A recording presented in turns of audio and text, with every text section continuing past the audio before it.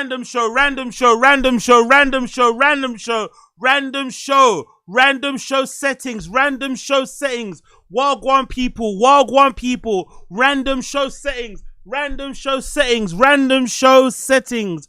Wagwan people, what's going on? What's crack-a-lacking? How you doing? How you feeling? It's the random show once again. Episode number, what the fuck is it? Episode number 427. Episode number 427.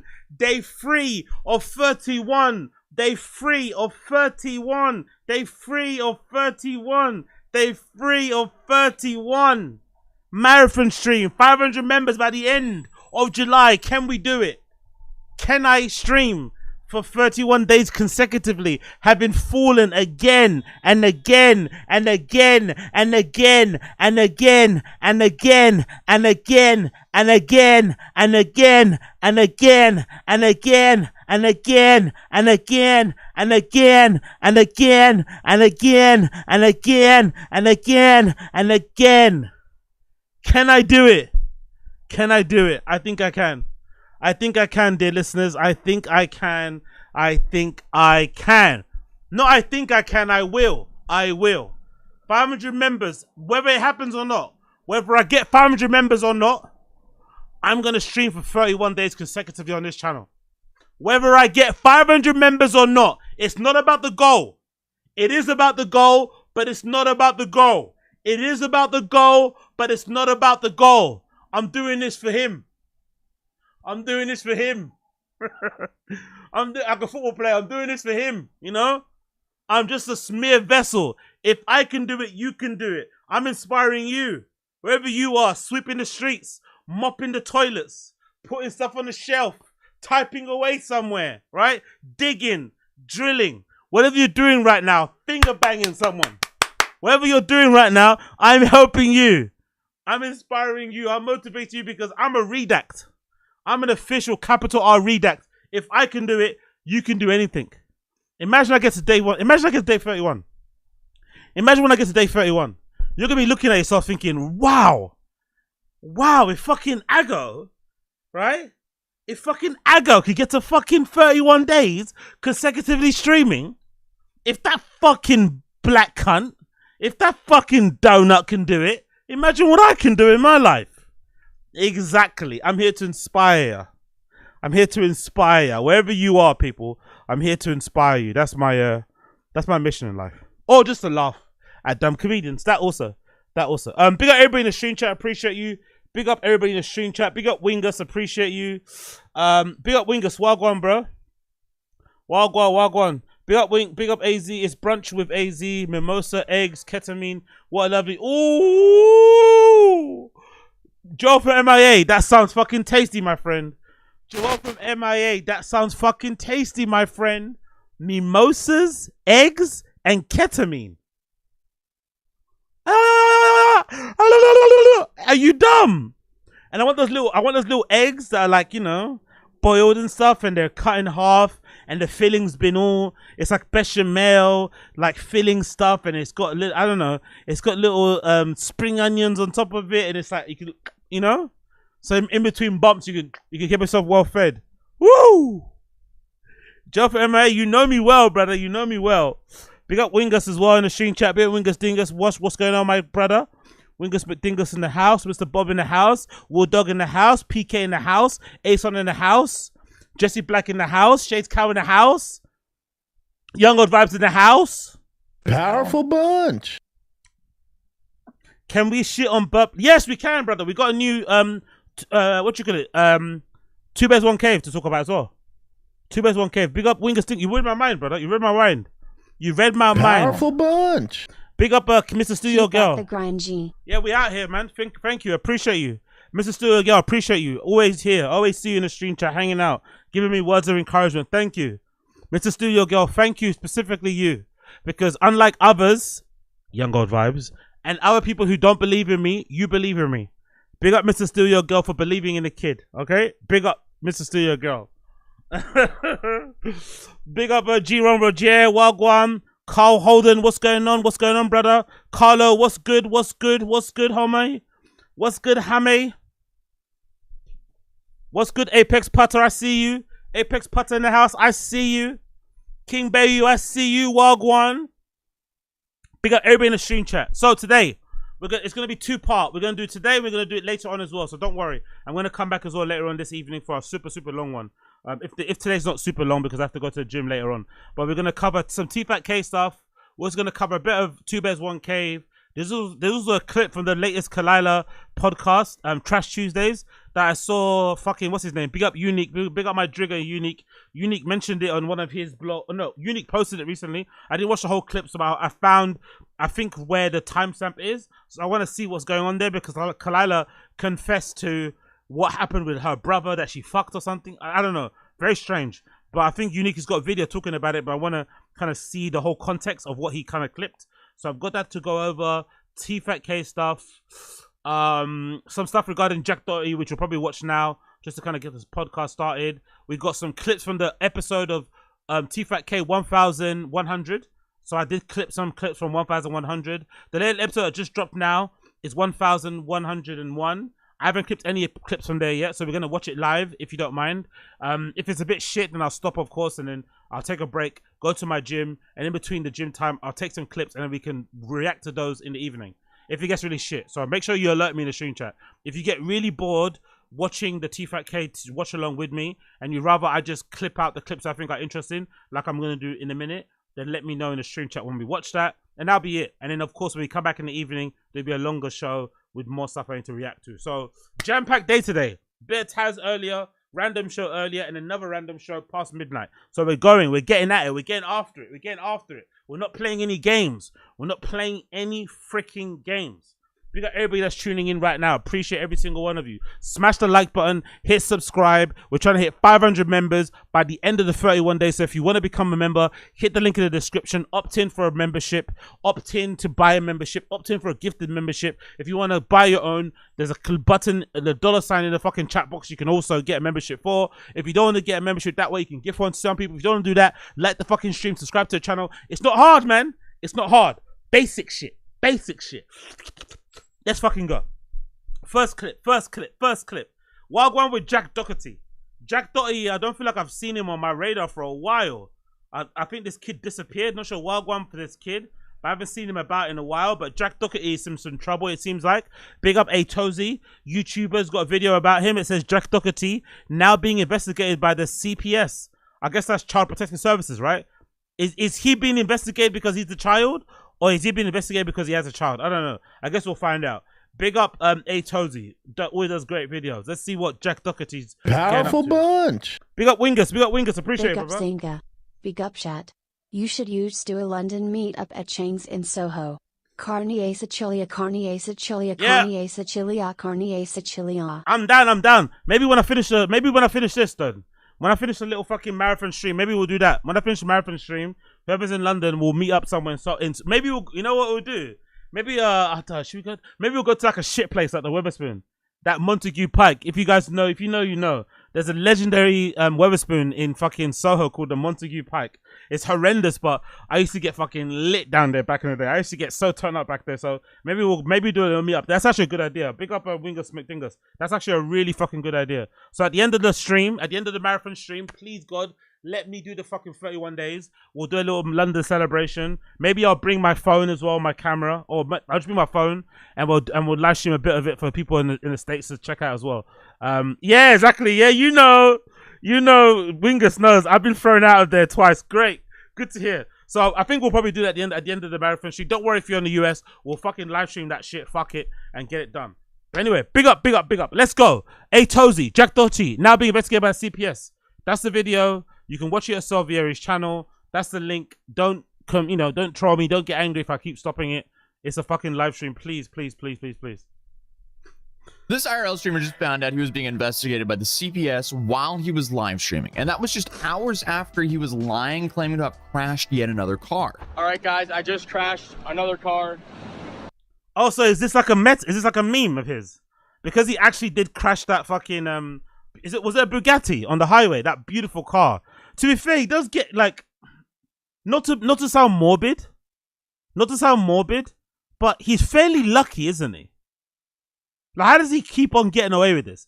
There's a clip of him riding a motorcycle and he flipped upside down and nearly snapped his neck, nearly legitimately broke his spine.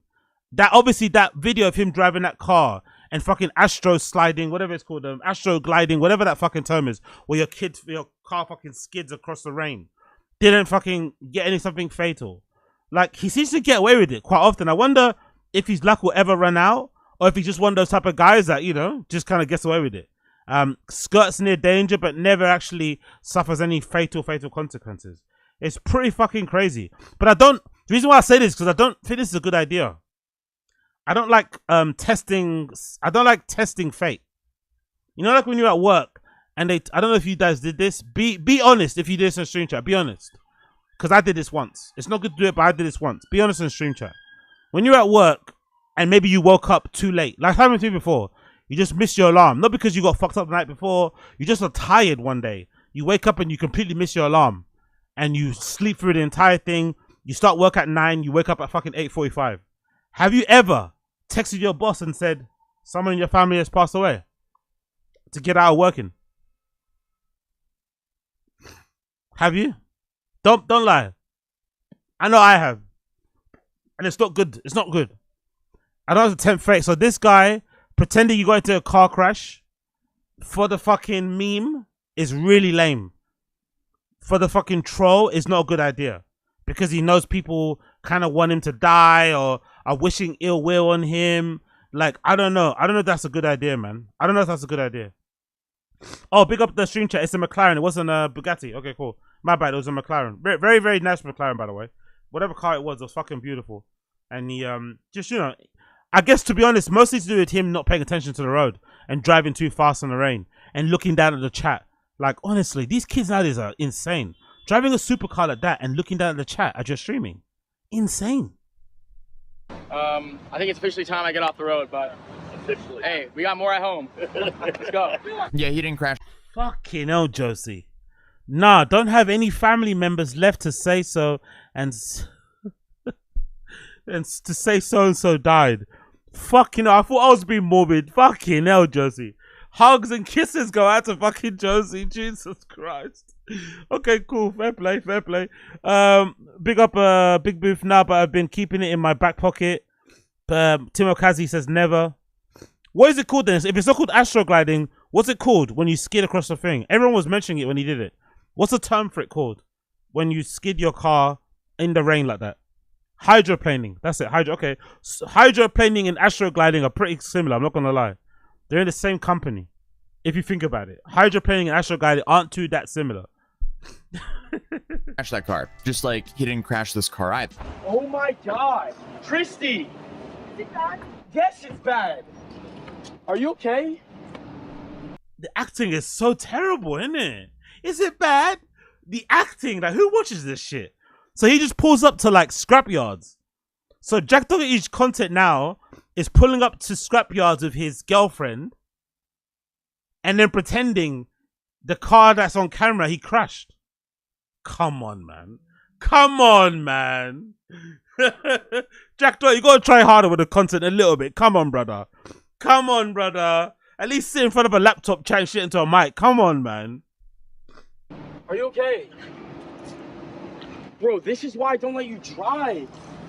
I don't even know what was up with that video because the whole situation just didn't even add up. And after digging around a little bit more, we found another creator who was doing the exact same bit with the same car rental guy. I thought it was only a bumper or like a scratch, bro, but you got like headlights are broken, you got reinforcement, you got radiators, you got fans. Bro, can you drive? Yeah, of course. Are you sure? Oh, what a honestly, man. The world of like car content is very oversaturated and very cringy. So I guess these car rental places on Instagram or whatever, as a kind of hustle, as a bit, as a way to market themselves, they're linking up with content creators and pretending that a car that they have in their fleet that's damaged or that was involved in a legitimate accident, that said content creator did it, couldn't drive it correctly, the car's too powerful. Influencers nowadays don't give a shit. Gen Z kids are so reckless. Whatever meme that is. whatever stereotype that exists, generalization, and then they use that to hopefully go viral, and then maybe it lead to more business. Oh, disgusting, man. Yuck. Cringe. Big for you? Bro, I think I scratched it. So who knows? Maybe this car rental company is paying creators to fake crash his car so people, I guess, look how professional he's handling it, and then maybe give him some like sympathy bookings from all this. Who knows? Anyway. To be fair, the worst person you know is into car rentals, isn't it? Think of the worst person you know. They're usually big fans of car rentals. They're usually big fans of car rental accounts, following them, finding out, you know, inquiring about how much it is to fucking rent out a fucking, you know, Murcielago and shit, right? Like, the worst people you know are super fans of car rental places. Someone from CPS showed up to Jack Doherty's door and announced that they were investigating him. And then you also have this recent car crash. Starting with the recent car crash, though, it seems like the dude who was actually in the McLaren that Jack crashed last year was the one who crashed this car. From what I'm gathering here, he's claiming that a lady ran a light and hit him, but it's also a little bit unclear because he's not 100% sure. But in Jack's own stream, you can see he's immediately going live as he's running to the crash scene because, you know, clearly, before you go check on your friend to make sure he's good, the logical thing to do here is to use this car crash as live stream content. Not that this is like any new behavior for Jack, but holy, the bar is set so low with this guy. Oh my god, bro. Are you good? Yeah. Good. You good, bro? 2 car accidents 1 year. Literally, bro. We can't escape it. Oh my god, look at that. No. It must be so weird living in America. It must be so weird living in America, living in California, and just driving around and just driving past like these sets, these live skits in action, seeing them play out as you're sitting in traffic, looking across the road. It must be so odd. You're going about your everyday life and you see these literal like teenagers, young people, just like, I don't know, playing make-believe, running to fucking car crash sites and being car crash chasers or some shit for content. It must be so, you must figure yourself like, what the fuck am I doing living here? You know, they must feel like other species. They must feel alien to you, like these kids just like in the middle of the road recording a fucking car crash, zooming in. Oh no, flying a fucking drone over the car crash, zooming in as well. Girls in fucking hot pants and yoga shorts and shit and jumpsuits and stuff. Oh.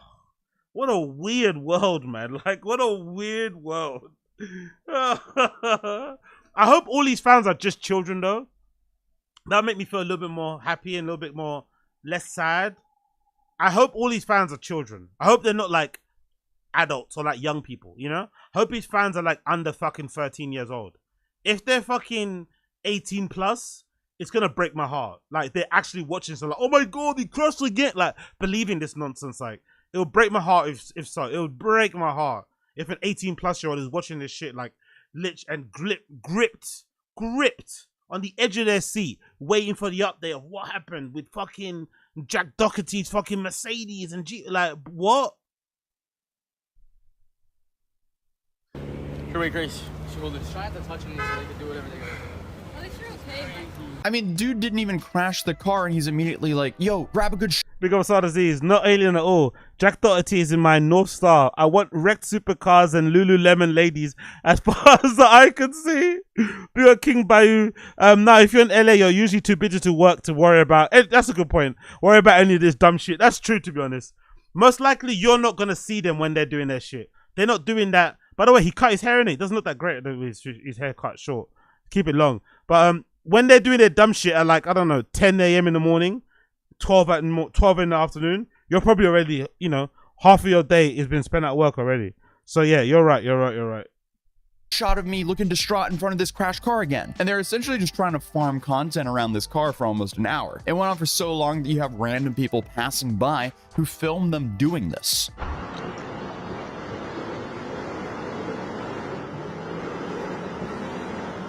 This must be such a deja vu moment for this Michael guy. Exactly. Not only because he's crashed earlier this year, but this is the second time that he's like been in a car accident that Jack has him filming looking distraught in front of the crashed car. Except this time, Jack wasn't even in the car. But naturally, Jack continued the deja vu by Big up Brendan Mallory. I prefer Jack Donaghy Jr. to this Jack Doherty guy. Yeah, big up.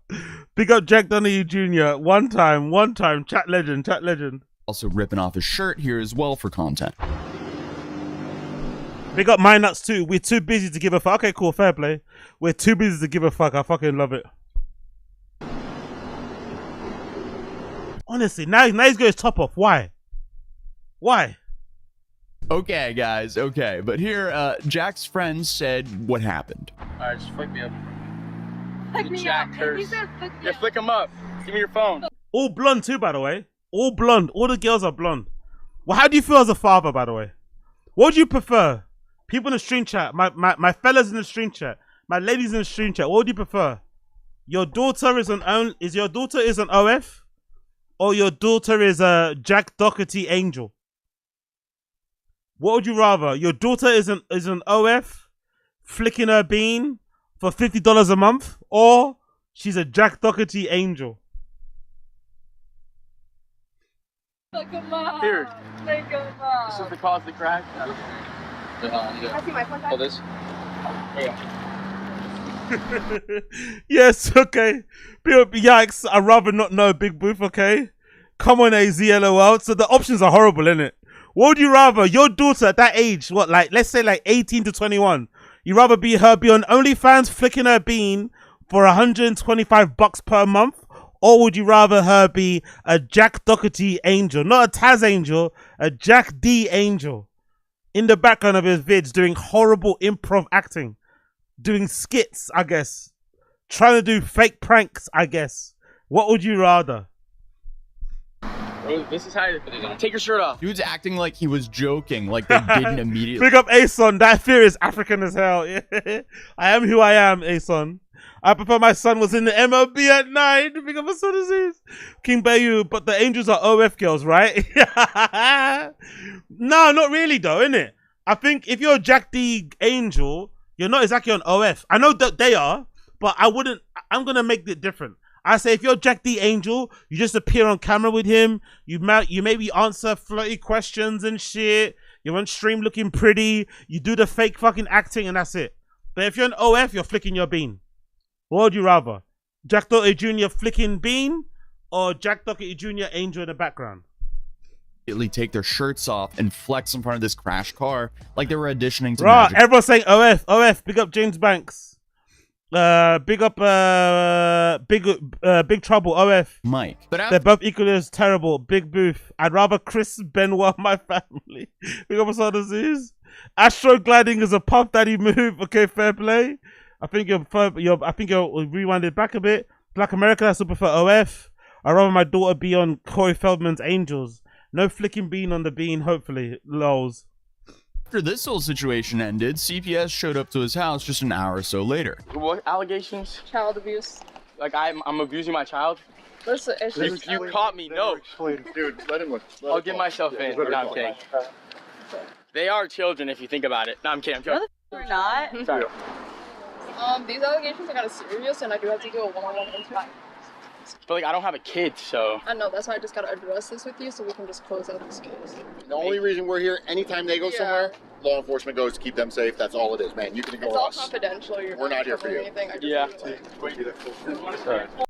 Is there anything worse than a police officer that tries to like relate to you and like put your mind at ease? You do the opposite. I'm not the only one that notices that. Whenever cops do this sort of stuff, like they do it here too, where she'll be like, "Hey, we're just, we're doing," like they try and like talk to you. It's like, bruh, like I'd rather you not speak. I'd rather you not try to ease my fears or my worries. I'd rather you not try and relate to me or try and like connect. Like we're not homies. Like no, I know you're doing your job, but like just do your job. Like we're not friends. That does nothing for me. That doesn't work. I'm actually way more nervous now.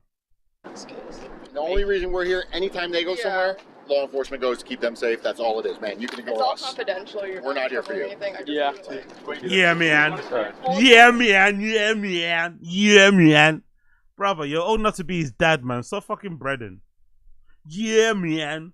Obviously, this is a bizarre situation even for Jack. When it comes to Jack, he's had allegations in the past from a woman he worked with by the name of Natalie Reynolds. Here, she was alleging that he signed a bunch of 17-year-olds to his OF agency. The only issue with this, though, is she's never provided any proof to these allegations. And CPS can show up to your house for a few different reasons. Obviously, if there's something concerning between the parents and the children of a home, but also they can be called if you're not a parent for reasons like if someone observes something concerning while children are present in your home, or for concerns with a child that you interact with regularly. And then finally, you have false reports, misidentification, or confusion, which until we have further evidence, that's what I'm assuming is happening here. Because it's confidential and no one else is on the report except for him. So. You want to go talk to her?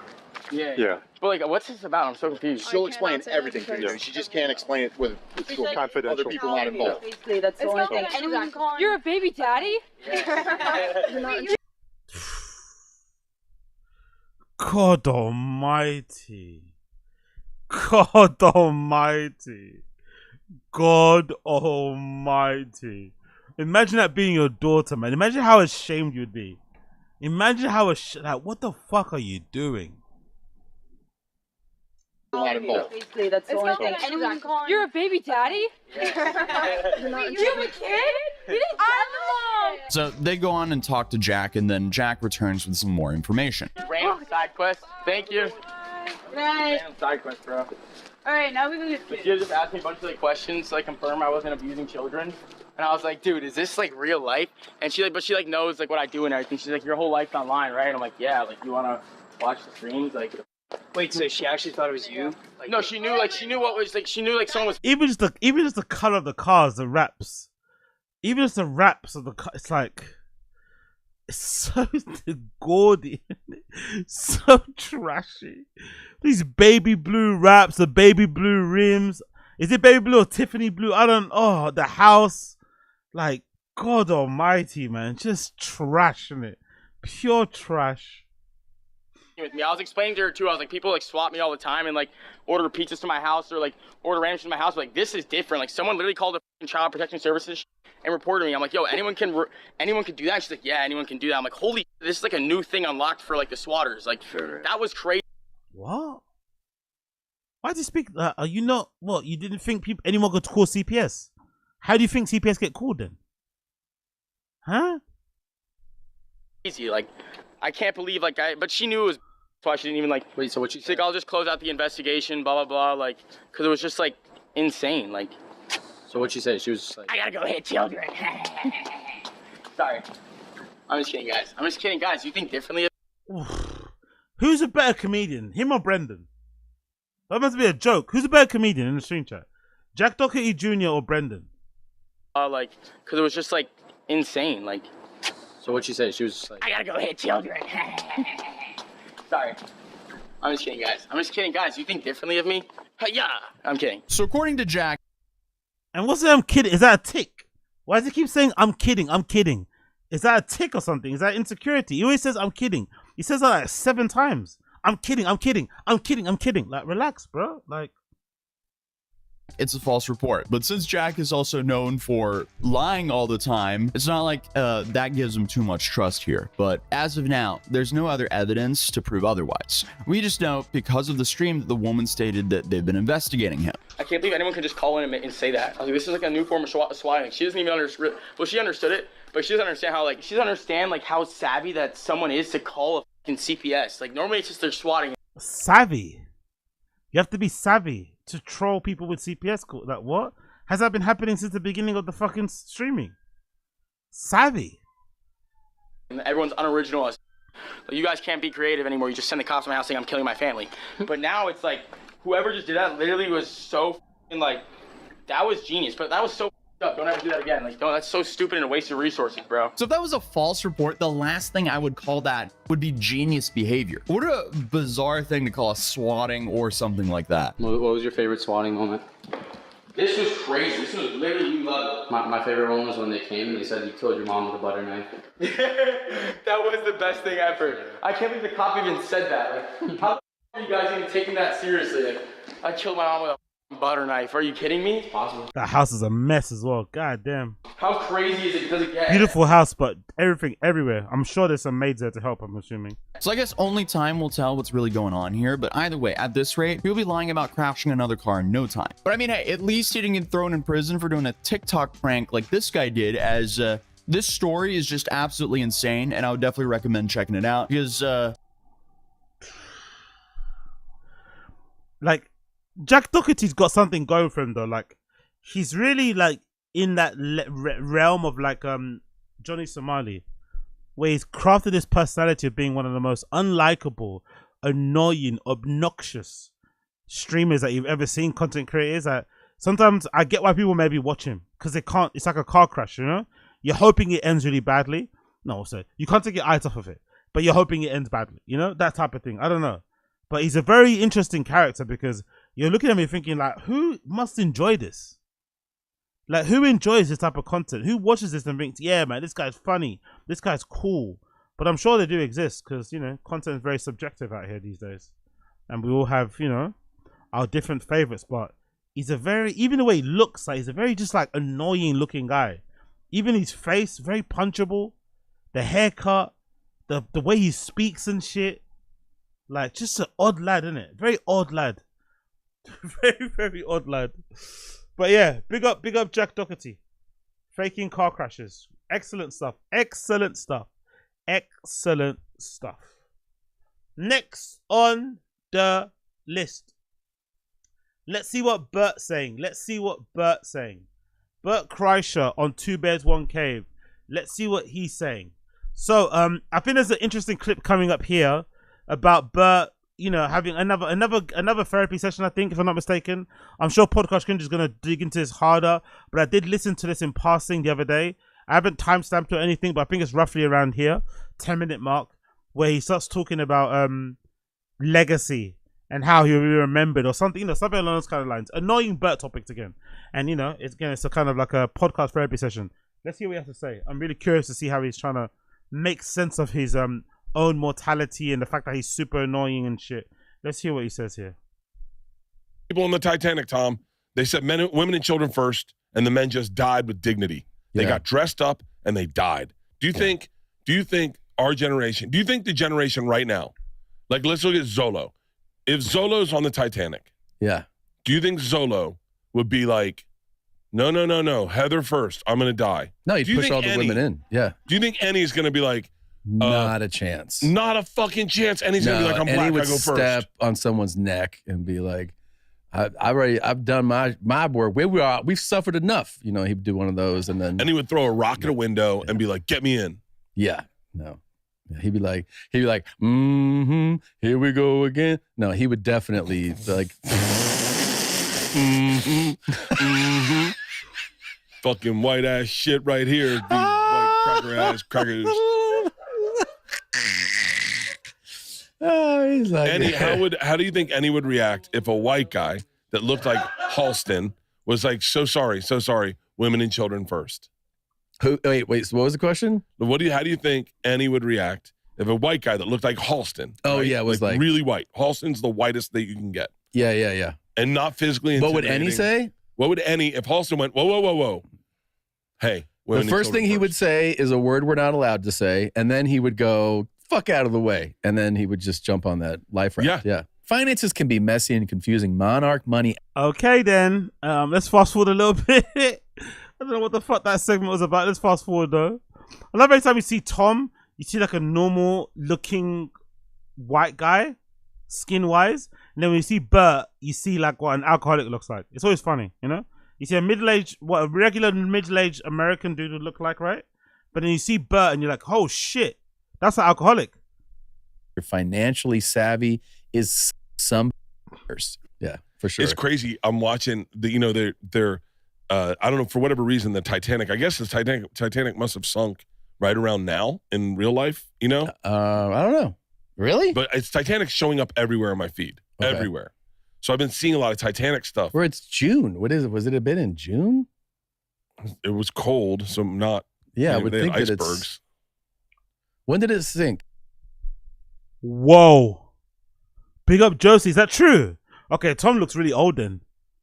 Tom is 46 years old. He looks way old. He looks like he's in his 50s. He looks way older than that. 46. God damn. God damn. That's a rough. And I don't know. Maybe I'll take it back. Maybe if you're Bert. Powerful bunch. Bill Sardises. 2 fat lesbians, 1 liver. Great pod. Thanks, Rogan. Exactly, yeah. I wonder if you thanks, Rogan, exactly. He has a lot to blame in it. That motherfucker has a lot to fucking blame to kind of take up the I don't know, whatever. His co-signs have been, he didn't even co-sign Shane, did he? Shane came before his co-sign, or Shane was already a thing before that. Anyway, whatever. At least with Bert, he's got a face of somebody that's lived a life, you know? He's drank some dranks. If you're Tom, like, would you be happy looking like Tom, but being fairly sober? Like, he's not even like a, you know, he's not a big drinker that way, even though they've got that fucking vodka brand together. You know, he's kind of got himself fit and healthy now. But even all of that being said, he still looks the way he does. And he's only 46. I don't know what you'd rather. Would you rather look like Bert and look like you've lived a hell of a life and you've rocked and party hard? Or look like Tom where you look way older than what your actual age is? But you've not done that much or stuff. You know what I mean? April? I don't know. They're looking. Or will Tom look different if he dyed his beard? If he dyed his beard, do you think he look younger, or do you still think he looks older than 46? Because I still think even if he dyed his beard, I still think he's 50-year-old man. You know? Maybe you're right. April 14th. That was April. Yeah. Okay. So 1912. So the guy that was like, his dad created the White Line. What was it called? The White Line cruise ships. Mm-hmm. The guy that started it, his name was like his son was the chief financial officer. His name was like Bruce Ursay or something. Yeah. And at the very end, Tom, he gets on a boat. Like at the very end, their last boat to go in the water. There's like 14 dudes in it. They're already letting dudes on. They say, "Are there any more women?" There's no more women. And he is the chief financial officer of all these boats. And he hops on, and they call him the Bruce Ismay, and they call him the coward of the Titanic. And it ruined his life. That it would have been better for him to die than to live that life. Really? And it destroyed him. Just because he should have gone down with his ship. The idea with every man that survived the Titanic was, how did you get on a boat? So I guess Bert is thinking about these sort of things or exploring these sort of things because I guess he knows deep down he would be the guy that would be pushing all the women and children out of the way to save himself, right? Because his life is super important. His life is like he's necessary. His existence is necessary to the future of mankind. He must drink again. He must take off his t-shirt again.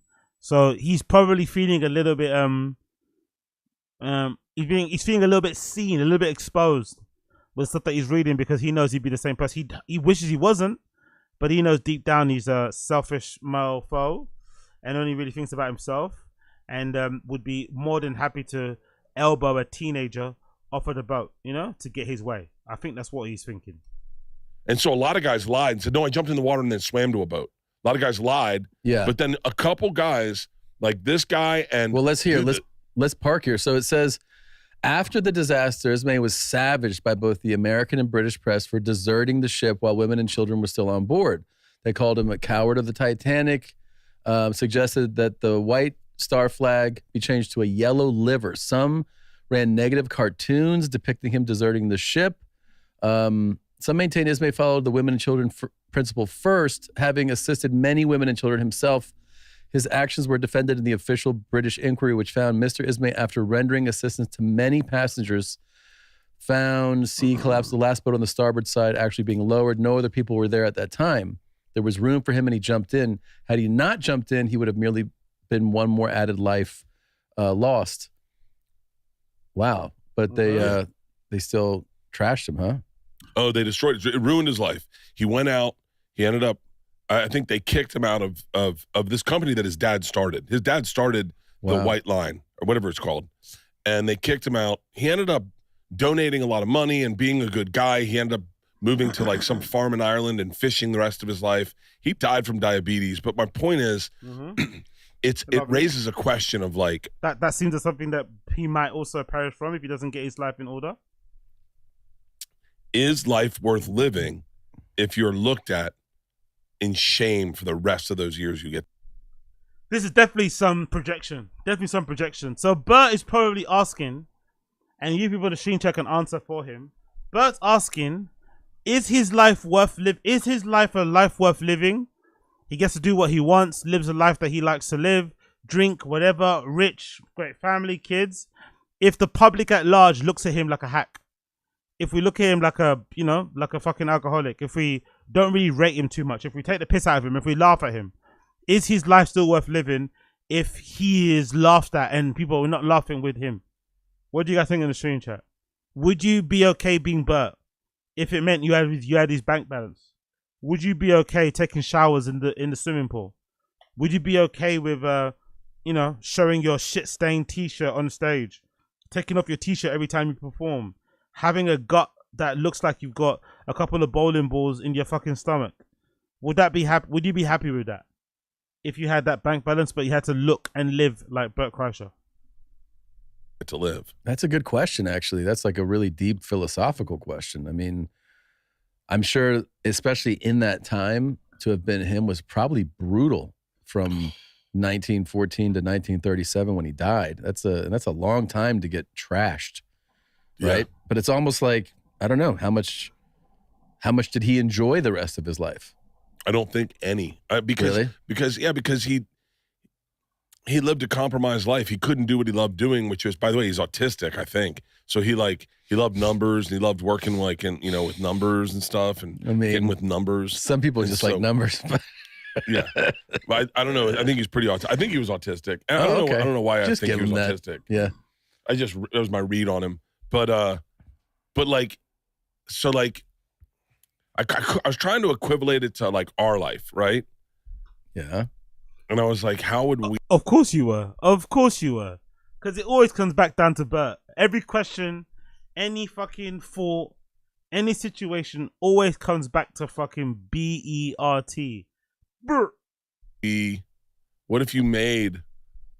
By the way, it's such a horrible name, but it suits him so well, innit?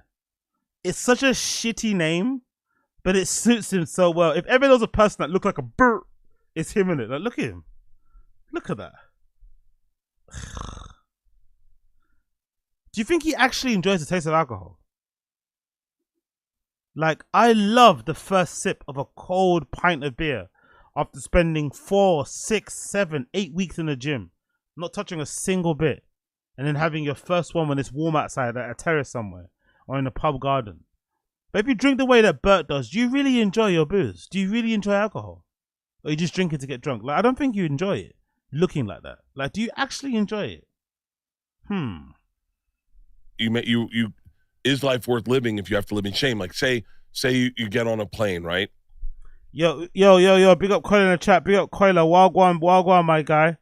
Wagwan. Big up Michael Roy. Wagwan. And the plane crashes and you're like, fuck it, I'm out. You ever seen that movie where the guy, it's like a French movie and they're on the Swiss Alps and there's an avalanche and the guy fucking panics and goes and shuts the door on his family? No, I don't think I have, no. Oh, that's a rough one. Yes. And then the family just dies in the avalanche? No, the avalanche doesn't make it to them and they live, but they know that their dad was going to let them die. That's pretty great. That's pretty. And it's not a comedy? No, it is. I think it is. Oh. I mean, they remade it with Will Ferrell and the girl from Seinfeld, Julia Louis-Dreyfus, I think.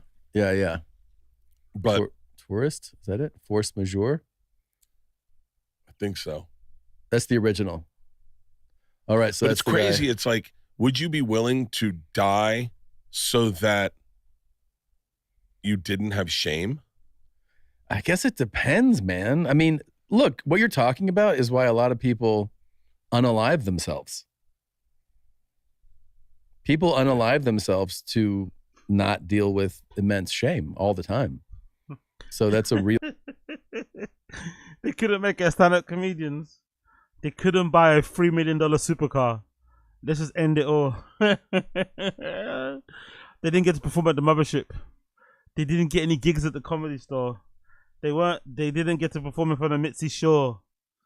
They didn't become a paid regular. Fuck it. Life's not worth living if I can't get on Rogan. No. Real thing. Oh, there was that comic that I guess had some essays. I like that we've changed our language. To well, you kind of have to just to otherwise people always ask, why is this bleeped? Why'd you say it this way? It's so that it stays up. Otherwise, they'll take you down. He had some alleged essays that they were gonna dub you about in an NP. Okay. Not that anyone reads NPs anymore, but I'm sure that the Powerful I would have gotten a bunch. hold of it and put it on. We got Ranger. This MF looks like a goddamn walrus at this point. It's unreal, bro. By the way, Julia Louise Dreyfus?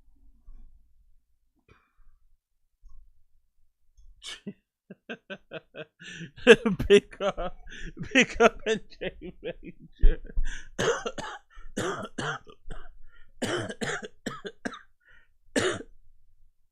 Oh god, big up NJ Ranger. Big up NJ Ranger. Oh my god. Big up NJ Ranger. Oh, I'm about to die. Oh. Okay. Oh, sorry. I had to get water as well. Big up NJ Ranger. Big up NJ Ranger. On YT, and it would have just effed him in the A up and down. So and what did he do? He essayed. No, he didn't essay himself. He art himself. No, he K'd himself. He unalived himself. He did? Yeah, he unalived himself. Oh. And he was like a really good kid, and he was. Are they talking about that black comedian, by the way? He's the only one I can think of that unalived themselves during COVID or something, right? Like he was like, I think he might have been on like a Comedy Central or something. Young looking kid, fade, box haircut. I remember he passed. So what do they know this for fact? Are they putting out this information? Do you know this for fact that this kid had some sexual assault allegations on his jacket? That's why he kind of offed himself. Do they know that for sure? This feels like it's a bit bad taste. It's a bit poor for them to do so. Especially considering it's a fellow comedian. What happened to holding each other down as comedians? What happened to that whole fucking thing? Huh? Why would you say this? Even if it's true, why would you say this? This is something I could say as a civilian, as a regular person. But if you work in that industry and you work in that whatever, and you've heard this information behind the scenes in green rooms whispered to you, keep it yourself. Why are you sharing this to the public? Why does everyone have to know this? This guy is already not around anymore. His family are having to pick up the pieces, deal with the pain of losing their son, brother, nephew, uncle, whatever, best friend. And now here you are putting out these rumors about him maybe having countless heavy, maybe sexual allegations against him. That's why you're like, what? This is really, really bad form from these guys. Very, very classless, very tasteless. Don't know what this is all about. Hopefully it's not the guy I'm thinking about. But I remember he passed away as like a black dude. I'm not sure if it got confused with COVID at the time, but I remember as a young kid, he might have been like late 20s, early 30s kid. He passed away. And they're trying to make it seem like he might have been the person. Because he's the only one I can think of that unalived themselves recently. Or in recent years. As a comedian. He's the only one I can think of. Unless it means somebody else. He was an AA. Mm-hmm. You know what I mean? A B, but an AA. Yeah. You know? Okay. Oh, I know who this is. Yeah, he was an AA. Yeah. C. Yep. Okay, I think at this point there's people in their cars just going, "The fuck is happening here?" So yeah, yeah. They're like, He's I don't African American comic. Yeah, big up Mr. Bob. That's the thing. He does have a little bit of hater energy in it, but is a little bit of an undercover. Not even undercover. He is a bit of a hater. Like he kind of feels like he kind of reminds me of DSP. You know, DSP takes a lot of joy in the demise of others. Like he loves to dance on the grave of like former game studios or like news platforms or journalists that retire or streamers that hang up streaming. Like he loves to kind of dance on their grave and act like, oh, I outlasted everybody. That's some sort of win. And I think Bert's the same sort of way. He kind of has this weird, I don't know, it's not glee. I don't know what it is about him with this whole thing. It's very strange, very odd. But yeah, allegedly he unalived himself because he didn't want to deal with like the Me Too movement. I mean, that's allegedly. I don't know the whole story, but that's what I heard. Yeah. Why would you share it anyway if you don't know the whole story? If it's something that you've heard around the water cooler, in the fucking green room, when you're surrounded allegedly by fucking underage girls and shit, if that's what you've heard, then keep it yourself. Like, why are you telling the world this? Poor. Yeah, it's rough, man. Yeah, so but the real question is like, you know, how much shame are you willing to deal with?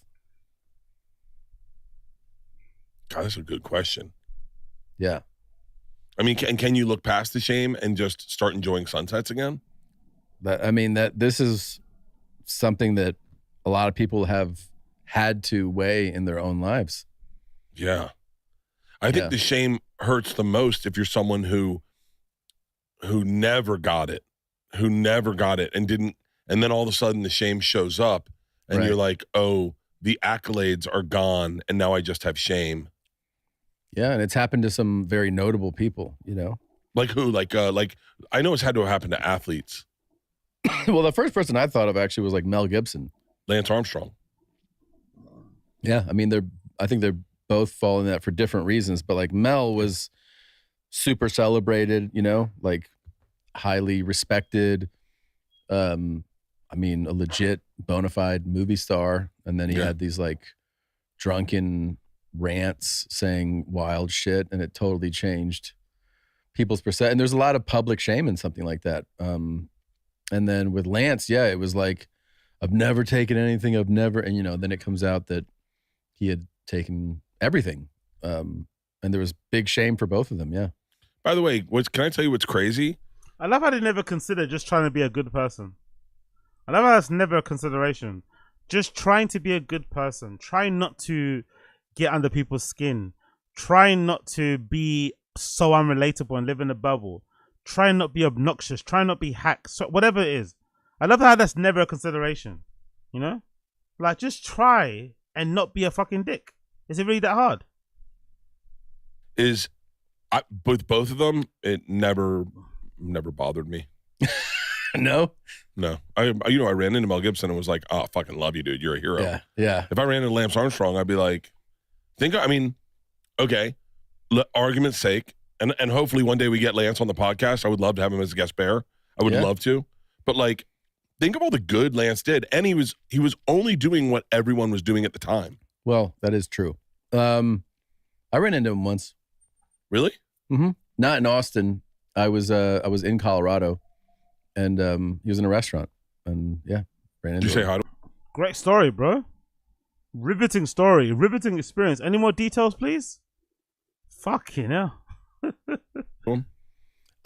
Did I say hi to him?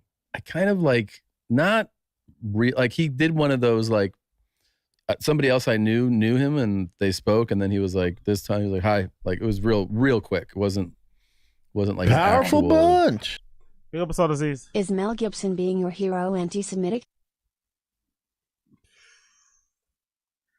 I guess maybe they're trying to ride that edge and be. It's like, I don't know, man. Like, I don't know. Try harder, innit? Name somebody else more difficult to maybe stand by and love. The Mel Gibson thing is like he's kind of been welcomed back into the industry. He's loved, he's adored. It doesn't really hit the same. It doesn't really hit the same at all. Big up ATOZY. You know, conversation we had. You look like you're real happy with Mel, though. Where's? Oh, yeah. What Mel Gibson has done for cinema is, I think it's a tit for tat with what he's done for bad things. Like, hey, sweet tits. Okay, I'll take it for Apocalypto. Yeah. Apocalypto is pretty great. I mean, if you're going to say like one drunken, racist-filled phone message for all the Lethal Weapons, come on. Yeah, okay, gotcha. It's a good exchange. I know. Yeah. If you let's do it. Okay. I love how these guys have no ability to like call out bad people. You know, that's what I like that the most. Like, no ability, no capacity to say that person's a dick. You know, like just to like, nah. Everyone has got some redeeming quality that they love the most. There is something that they kind of adore. Usually it's mostly clout and fame. But I love how they have no capacity to understand how somebody can, you know, despite them being a legend, despite them creating great art, they can severely and irreversibly tarnish their entire legacy with one faux pas. It happens all the time. Other people say you can't make a first impression twice. Other people say you should be very conscious about how you treat people, how you move and act, because sometimes you can make a bad impression once and it's done. It's a wrap. Someone's now, you know, locked and loaded you as that in their brain. So I like where these guys have no understanding of that whatsoever. Okay, let's take a look at our careers and see what we could get away with that will be worth it, okay? It is directly proportionate into what you've given, for sure. Yes. Big up Koila. Now, I was waiting for Nadav nuke, but I don't think he has the balls. No, he doesn't. And ultimately, he loves these people, to be fair.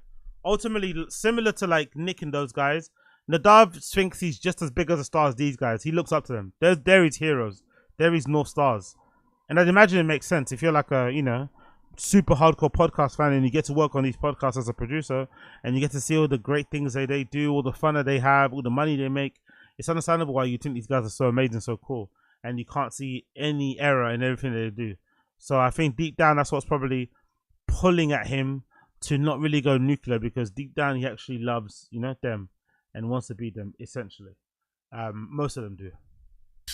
Lance Armstrong, how many people did he help with cancer?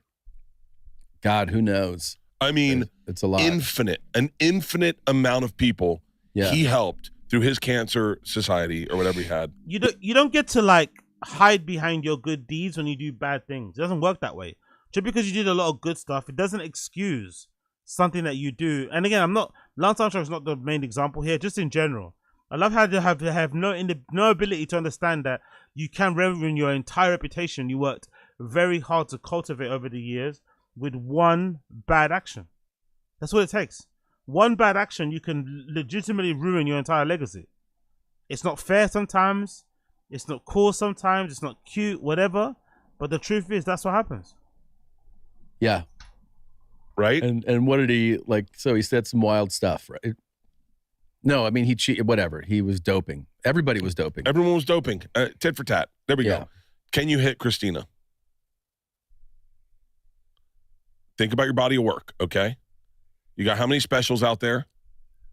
5. It'll be 6 soon. Yeah. 6. You're shooting in November. You're going to shoot your 6th special in Wisconsin. Yeah. Okay. Now let's just put this out there, okay? So many people have gone through loss and hardship and heartbreak and depression and probably thought to themselves, maybe I should unalive myself today. And then they saw Ball Hog and they went, you know what? I'm going to give it another day. And then who knows how that person's just keeping themselves alive has changed so many people for good. Is it worth you punching Christina one time? Yeah, I mean, are we talking about like a direct hit? Like, you know, like a square in the face kind of thing? Like a Ray Rice. Okay, let's do Ray Rice. Hold on. Yeah. Hang on. This is a fun game. It's not. It's a terrible conversation. Terrible podcast topic. Like, what? I don't even know why this even came up. I don't even know why this fascinates him so much. It is a fun game. Well, they decided his body of work wasn't sufficient. I know. He got completely blacklisted. And can I tell you who got fucked the hardest on that? His wife. Yeah. Not only did she get punched, she lost her Mercedes, she lost her house, she lost all her jewelry. She got fucked the most. What? Is she still with him? I don't know. That's a great question. I hope. If she is. She's the realest one ever, yeah. She is. If she is, she deserves an award and a scholarship. Yeah, they are. They're still married. Yeah. Yeah, that is crazy. Yeah. It is, because like if that had been Tom Brady, they'd be like, you know, people lose their temper, man. What are you going to do? It just happens. Yeah. She probably was saying some wild shit. Yeah, definitely. I think Gronk could have gotten away with it. Yeah, for a while. Man, that would have been, it's a big guy. If Aaron Hernandez had played 5 more years, do you think he could have killed those people and gotten away with it? That's the thing, is like multiple murders. He just killed one dude. I think it was more. And himself. He unalived himself. Yeah, but I think other people, like they pinned that first one on, but then they Didn't they end up tying other ones to him? I don't know. I didn't really pay attention. That's why I shouldn't talk about stuff like this because I don't really know any of the information.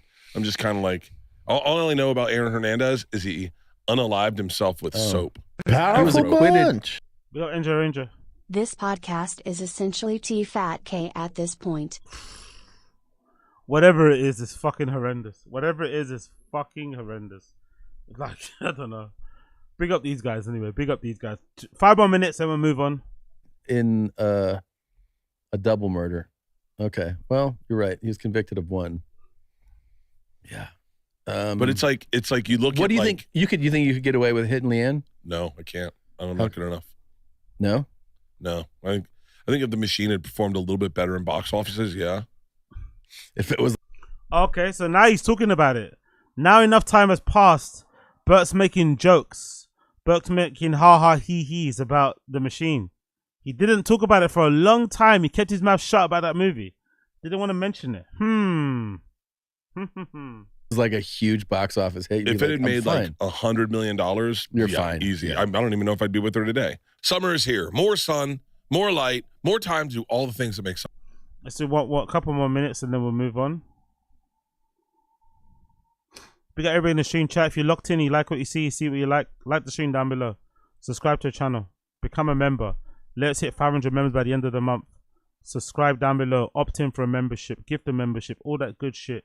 Read the link down in the description and click in the $sign in the chat box. You know how to do it. You know how to do it.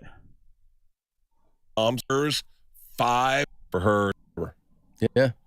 That's a really interesting thing is how much, well, you think about it, all these big celebrities, like we were talking about that the other day, when you think back on like Michael Jackson, he's so talented that he was like, little boys sleep in my bed. And everybody was like, have you heard you want to be starting something? It's fucking amazing. You know, like Thriller. To crazy. this day, Tom, people will defend Michael Jackson. It's because of his talent. Yeah. He was so talented. Yeah. Dr. Dre hit a chick. Everyone's like, yeah, but the Chronic was fucking. Yeah, exactly. Awesome. No, I know. So you're right. I think if I did that, you know, I'd probably still be able to work, but it'd be a different world. You'd be able to work. It would be a different world. Yeah. I guess we can't hit our wives. Can't hit our wives. I can't even cheat on mine. Yeah, we gotta, you know what we gotta look for is What? like, well, we should probably discuss it. Maybe we can hit our wives after our summer projects come out. Okay, don't care. Stopping it there. Don't care. Stopping it there. Don't care. Stopping it there. Jesus Christ. Woo. Anyway, let's move on to TFATK. TFATK clips. Move on to TFATK clips. So these are the clips from episode number 1100. Not the latest one. We're going to watch that in a bit. But this is the latest one. So, first clip. Brendan reviews Brian's vacation cruise. So, as you guys know, Brian went away for a week and a half. I think he told Brendan he was going away for a week and a half for a cruise vacation that his father purchased for him and his family. He seems to go on holiday a lot with his father and his mother, which is definitely a sign of somebody coming from a wealthy family. Not rich, but wealthy. That family's money is long. Please remember, bryancallen's dad was head of fucking Citibank in the Middle East in the fucking 70s and shit. So their money is long. But he went on vacation. For some reason, people kept thinking that because Brian was away on vacation, it meant that he didn't want to be on TFATK anymore and he was trying to leave the pod. I don't think so. I think as much as Brendan tries to lie and undermine it, TFATK is definitely their main breadwinner. I don't think they make a lot of money outside TFATK. So I think they both need TFATK, which is why they're always there. They don't really take many, if you think about it, they don't really take many days off from TFATK. They don't really take many weeks off, if at all. They're always around. So I think that speaks to just how necessary that platform is or whatever for them. Anyway, let's story long short. Let's story long, less long story less long. Brian's back now. And Brendan has a very interesting way of showing that he's happy his co-host is back. It almost feels like he's like jealous he went away. He's pissed off he went away. He's just negative in general. But listen to Brendan, you know, trying to sound like he's happy for Brian for going away on vacation with his family without sounding like a hater. Just listen to this clip. Listen to this clip. Here we are, buddy. You're back, pal. Guys, I want to thank you no for... tanner. Well, I hear that a lot. Maybe my tan went away. I was in lots of different countries in Europe, a lot of tourism, and a lot of... you went to the touristy... So you were on a cruise? I was on a cruise, Brennan. Big up Case of Moses. AZ, have you reviewed the Kill Tony American Read That video? No, not yet. I'll probably save that for this evening. Past midnight. I'll probably save that for for day 4. I'll save that for the late night stream, which would be day 4 technically. I'll save that for then. Big up Case of Moses. I seen a video. I think it was about one show that went very, very badly wrong, or I forgot where it was, Dallas or somewhere. But I'll save that for this evening. I was on a cruise with the family called the Explorer 2. Now, cruises are not my thing unless it's the Explorer, because there are 5 restaurants. Sorry. Cruises aren't my thing unless... I don't think I've ever said that sentence. If a cruise either your thing or it isn't. If you have a favorite type of cruise, you definitely come from money. You know? And you're definitely a boomer, by the way. That's definitely one of the boomer things that Brian does. Like, enjoy being on cruises. Like, why are you voluntarily going on all these different cruises? I don't even have one that I kind of like. He definitely has a couple. Pretty flipping insane. Restaurants on that boat that are better than any restaurant I've ever eaten in. So you're going to pay for it, but you're going to eat better than anybody. And is it one of those all-inclusive? Like, you yes, just it go is. whenever you want? Even Ooh. the coffee is the best I've ever had. Oh, interesting. And I'll settle say down it again. Settle down a tad. And I'll say yeah. it again. Hey, the coffee is even better than anything I've ever had. It's good. I know. And the pasta is the best I've ever had. And the pizza. So why get off the boat? That's the thing. If it's the best you've ever had, then you're just going for second rate. That's the thing, because we go to... That's the way his brain works. What do you mean, why get off the boat? Because it's a fucking boat and because you can. What? Sardinia. We go to Florence. We eat at the restaurants that nobody eats at. And I go, yeah, well, you know what? I'll take the boat. Then what do you guys do on the boat? You just fucking play like shuffleboard and shit? You eat. Yeah. You walk around. It's a hotel on water. It's a hotel on water, but it's docked in a place like Sardinia, and where you can go swimming. You can take a boat, you go swimming. And does Brendan have no understanding of what a cruise is like, or is he just being like passive aggressive? Like, what? Do you have no idea how a cruise works? Have you never been on a cruise? Beautiful water. Now, I'm a little too old to... It's about being with my family. Sure. Right? You guys could do that anywhere, though. Do you have to go through all that? Like, couldn't you guys... Wait, so couldn't you just go up the street? You don't want to take a flight? You don't want to fly from Austin to JFK, then to Italy, then... Jump on or a to boat. Barcelona? And couldn't you have just walked up the street? So traveling doesn't matter if you could just... What's the point of traveling if you could just go up the street? Fucking hell, he's such a boring individual, isn't it? All that money just gets wasted on shitty trucks and Joanna's fucking handbag collection. Like, God almighty, no experiences, no nothing. God damn it. Like I said before about certain things they copy, certain things they leave behind. Some people leave behind the fucking energy drinks and the fitness. Some people leave behind whatever else it may be ticket-wise. Bloody hell, man. So fucking strange. it's a lot of travel, Brennan. I don't know if you know about just to be jet together. lag I don't with get a 3-year-old either. That can be a challenge. Right. Yeah. And then your kid shits his pants or whatever it is. That's what they do, baby. Yeah, that's the kind of thing. Yeah. And then what's good is when it's 100 degrees. I'm not complaining, but I am complaining. You are complaining. I am complaining. As you should. Now, when you go to places like Florence or Rome in the summertime, please understand that you will be in a... You ever been in a parade? You ever walk in a... By the way, Callen is also very... he's also a bit... You can tell he's a people pleaser. Because he's doing that thing where he's trying to neg his own holiday so that Brendan feels comfortable or feels related to or feels seen to. You know? If you call him on another day and Brendan wasn't around and you asked him about his vacation, his cruise, he'd be gushing about it. But because he sees and recognizes Brendan's not really into it as much as he is, he's starting to talk a bit negatively about his summer experiences. But I bet on the way home, he's been raving about everything, you know? Weird child. But yeah, everyone is very, very strange in that fucking world, in that fucking community. That's what I have to say with that one. A parade, that's how many tourists are in the streets. That's what you get, though. That's what you get. So you're doing that. People talk about the food in Italy. you got to remember that America's caught up with this. Like, you eat at a good restaurant in Austin. No, they haven't. The whole reason why you travel to those places is because the food is superior. And just the whole experience behind it. Sitting on the terrace, the traveling, the sights, the sounds, the wine, the fucking whatever else. That's what adds to the whole experience. Like, again, Brian's trying really hard to basically make bryancallen seen and heard. I mean, brendanschaub seen and heard. And it's not like, what? You know, this food in Italy is amazing. It's good. Yeah, it's good. At the pasta. Yeah. Good. You can find that here. Can. I always say that. You know? But at least your old man had fun, right?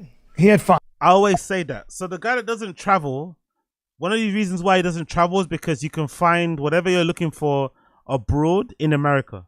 What's the point of traveling if you can find what you want abroad in America already? There's no point of traveling. So traveling is only about going to places where you can't find the things that's in your home country. What?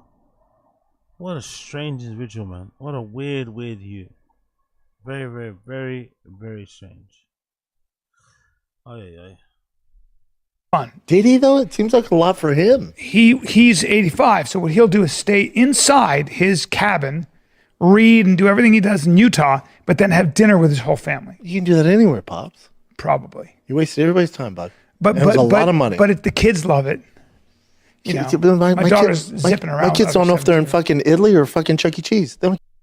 That's not a good thing to brag about. Maybe it's something to do with your geography skills. Your ability to teach your kids directions and stuff. Why is your kid at fucking 5 years old not able to find where the Chuck E. Cheese is, you know? That's a pretty bad resistance you want to keep yourself in. You'd imagine anyway, Everyone else is different, but yeah, what a strange guy. I don't give a fuck. Well, my 3-year-olds, but the teenagers. Oh, gotcha. They're all about it. And then, but we were just talking about this. You and I love Austin for 1,000 reasons. I'm doing shit. Yeah. There's nothing that compares to the hang at the mothership or going to our. You see, he forgot. I think he forgot who he was talking to, see? You see how Brian's a real people pleaser. He started saying mothership and smiling, then he remembered who he was speaking to. Like, oh shit, let me move the topic. Brother, man, just say it. If the mothership hang is great, best it's ever been, and Rogan keeps missing out on them and shit, that's his fault, isn't it? Honestly, it's not that big of a deal. Not that big of a deal at all. Zero.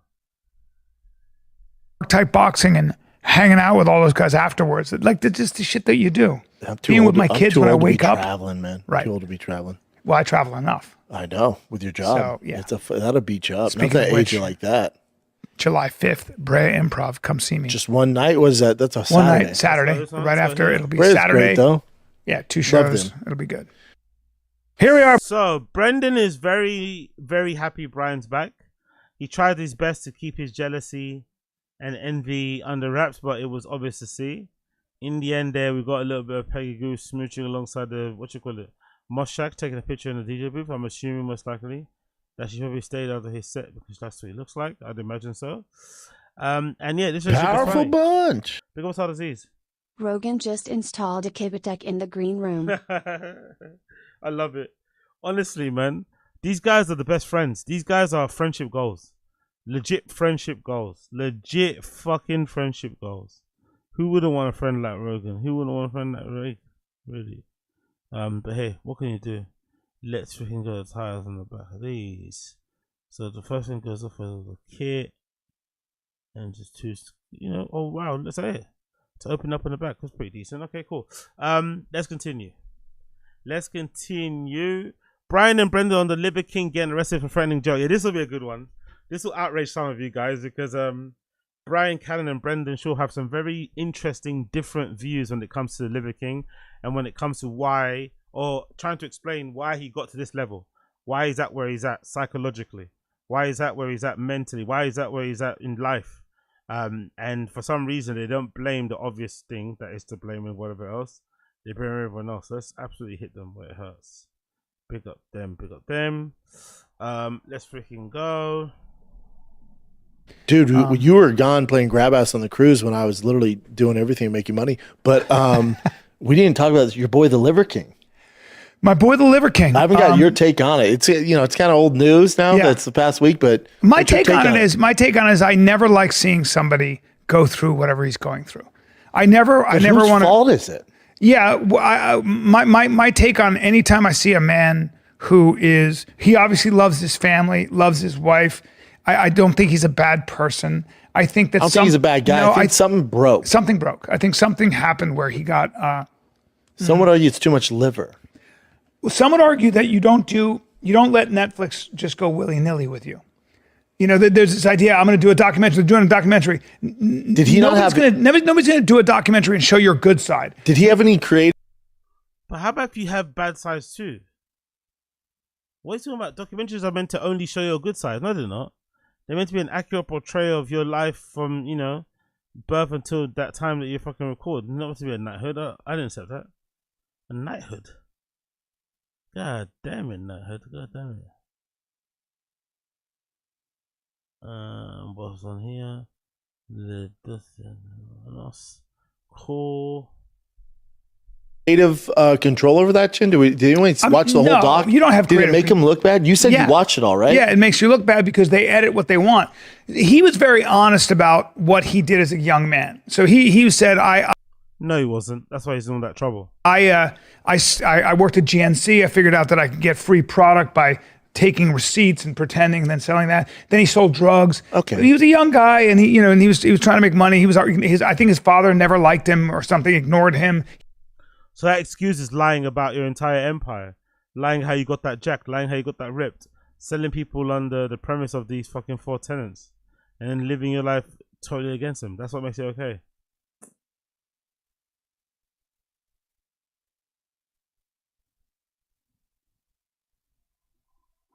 Okay, let's continue. He was short. He went through a lot as a kid.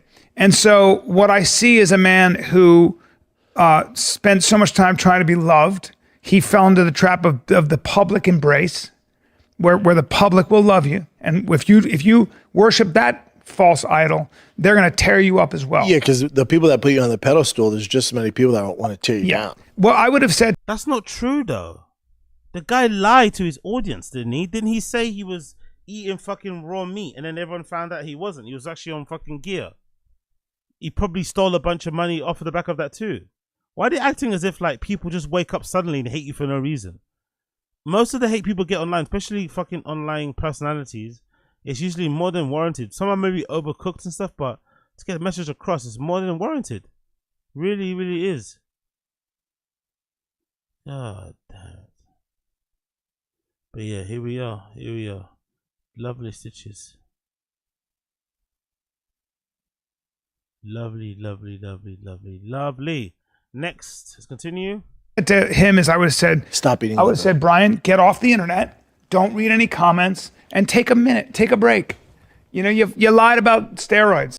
Jesus, honestly. What 60-year-old man sits like this in a chair? Like, is he okay?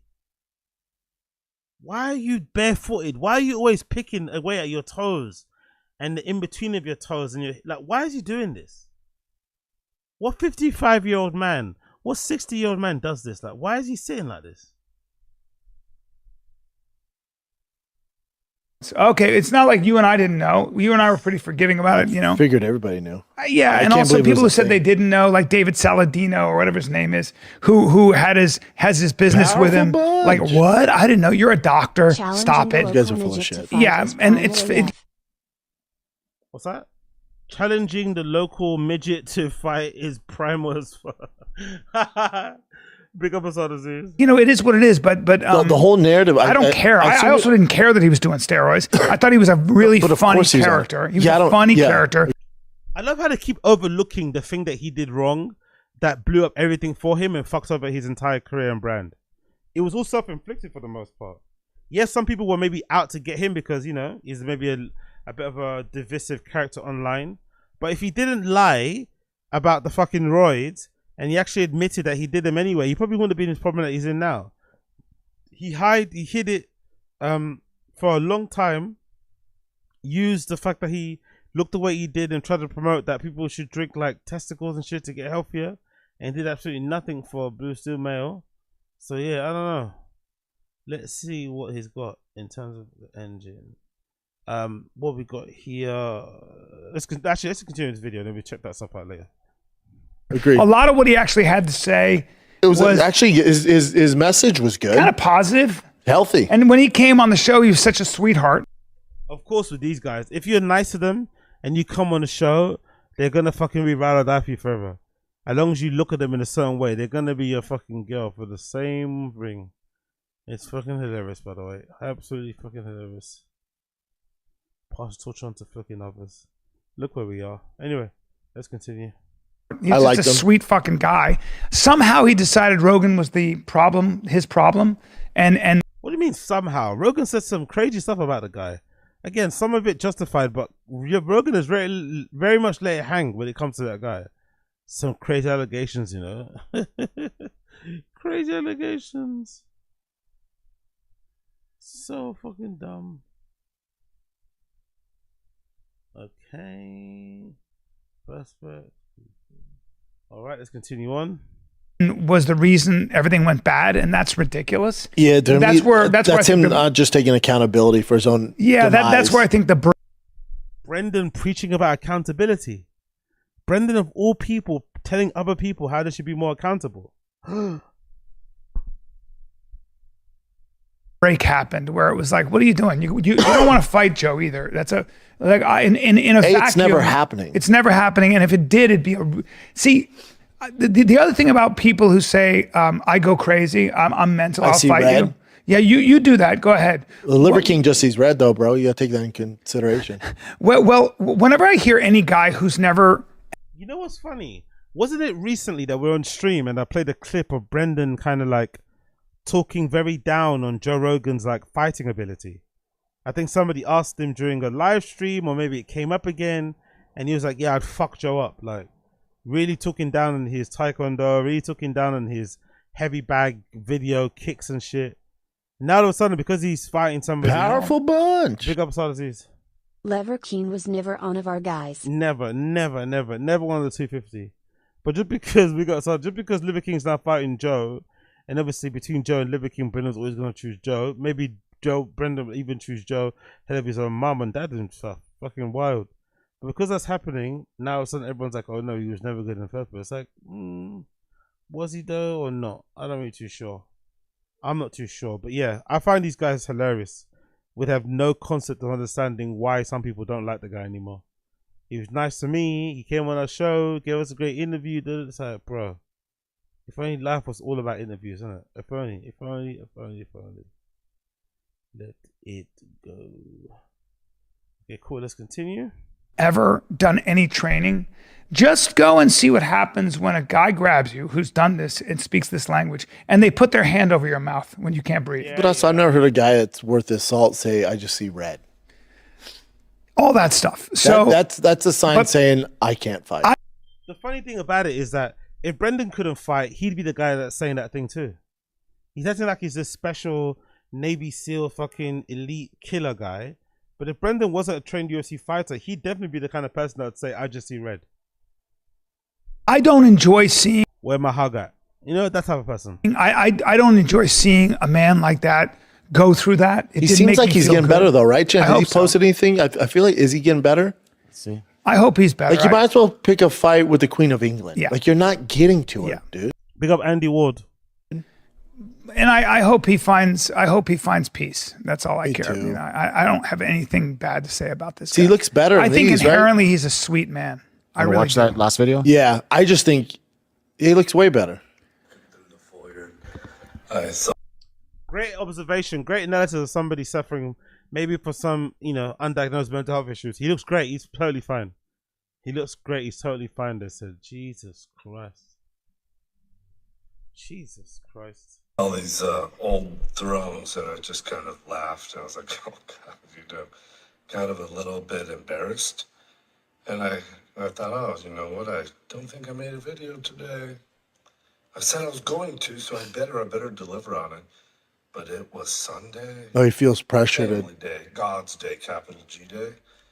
We did that thing, man. That was good. And so I'm walking by this throne, old throne, and I thought Buffalo's real. That's legit. That's gonna stay. But I thought, oh my God, the predecessor me, I would have hated me too. See, I like this version of him. Okay. I like this version. I read some. What's different though? Isn't he just rambling in the softer tones? What's actually different between this Liver King and the one we saw before crashing out? Isn't he just talking in a much softer way? He's not rambling as much. He's not as twitchy. What's the difference between this and the other one? Some comments today or yesterday. Don't do that. Don't do that. So he's losing it a lot. Yeah, And facts. this is Exactly. Be like King Bay, he's got glasses on. It's like I'm like, hold on, he doesn't sound that great. Doesn't sound that coherent. He still sounds very scatterbrained, very not there. So I don't know about all this stuff that he looks and sounds better. No, he doesn't. Don't lie. says it on my desk. Lose yourself. Well, no. The thing is, like, when you actually lose yourself, though, and you lose the ego, you can't really tell people, you know, because then it's like, hey, yeah, I actually shed my ego. So all those people that I see walking around are shedding their ego, not just super high or fucking ketamina, huh? Okay, cool. And now I'm better, you know? That's the ego talking. So if other people are seeing it, whoa, thank you, thank you. Or I can also go back to the egomaniac, or whatever it is that you like to call me. I can be that too. What I like to be more than anything is helpful, valuable.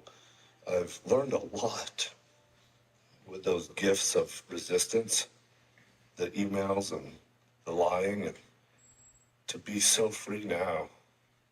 I think you might find it interesting. In fact, so check this out. These are my weighted vests. What? Where'd that go from? To be so free now. By the way, check this out. It's my weighted vest. Huh? Where? What subject are we on now? This is my work. Keep watching, or you good? So I'm good. Like He seems like he's doing better. Does this? I don't really follow. I like hearing. Does he him post do this more way. shit like this? Is that normal for him, Chin? Yeah, I watched a lot of it. Before the manic. He was experimenting with psychedelics. So a lot of times. How do you know that? I think when we saw him, he was having a trip, and I think he was like crawling on the ground. Yeah, he was going. He was taking a lot of mushrooms or something. I think that's what he said. And but again, like you see this guy, and he's just trying to figure it out. And I think he's been through it. I think it was very traumatic for him. I think sometimes too, it's like you don't have to share everything. Well, this is what we were talking about. This overshare culture it doesn't do you any favors. It just doesn't. But he's trying to work through something. Some could say their businesses relied entirely on oversharing. You know, and I think he'll find In peace. that video, he seems better. I don't know if it's a overnight fix, but he seems like he's out of the weeds there. Yeah, for me, I just don't like seeing somebody go through hell, and I don't revel in it. I hate it. And I stopped paying attention to all, like his rants and all that. It's like, fuck, this isn't. I just want him to be healthy. I think he's finding peace, and I think he will, and I think he has a lot of work to do. I don't think one video of him. Why do you want him to find peace so badly? You met him once during a fucking podcast recording. You don't know the man intimately in any personal way whatsoever. Why do you have so much sympathy and empathy towards Liver King? Like, what? Why do you care so much? Why does he care so much for Liver King? Or at least pretend to care as much? Being out of the fucking days, whatever he's going through, is the answer. But he has some work to do. Yeah. Yeah, so he seems to be coming out of it. It's tough. Yeah, it is tough. He gets arrested. I'm sure when he got arrested, he's like, all right, this has gone too far. Well, they were like, you can't come to make Austin threats and try to fight, you know, the man with the key to the city. Okay. Yeah, and the man wasn't even here. He's in fucking Vegas for the UFC fights, but figure it out. Yeah, it is what it is. Kyle King's. Okay, there we go. Brilliant bit of information there. Again, they can't really understand. Powerful bunch. Brendan need to worry about fixing that fucked up cut. Yeah, exactly. That haircut is crazy. Big up Mr. Studio Girl. Yeah, that haircut's crazy. No one's gonna go to his barber for that one. Big up Quayla. What do you say here? Big up you. This is a great idea, Chin. Frame them against a wall and record audio in the loft of a garage. Yep, that's what we do. On the mezzanine floor, by the way. Mezzanine floor, right above the clouds. Look down on these cars. Look down on the peasants down below. Gotta love it. Kingsbury, say who he is? Kyle Kingsbury. Yeah. He fought, didn't he? Yep. Yeah. Yeah. I cornered against him when he fought my boy Pat Cummings in the UFC. Kyle's a great guy. Yeah. He's done the psychedelic rabbit hole. Powerful bunch. Yeah, big up, To big up. Limbo Liver King Nerdeves, my man. Too much luckily. Big up PK. Yeah, sure. Yeah, when I see Liver King, the shit he's going through, I'm like, I don't want to touch that shit. No. Of course you don't want that psychedelic. Imagine Brendan doing psychedelics. Imagine Brendan having an out-of-body experience. Imagine Brendan questioning his own mortality, significance in the world. Imagine Brendan actually having a moment of pause and not just going, not just head down, bury head in the sand, fuck as many people over as possible and hope everyone loses it, or analyze themselves, or get sold to bastards or kind of clock I see. You know what I mean? Like, honestly, this is so fucking stupid news. But hey, we have to cover it anyway. Here we are. Next.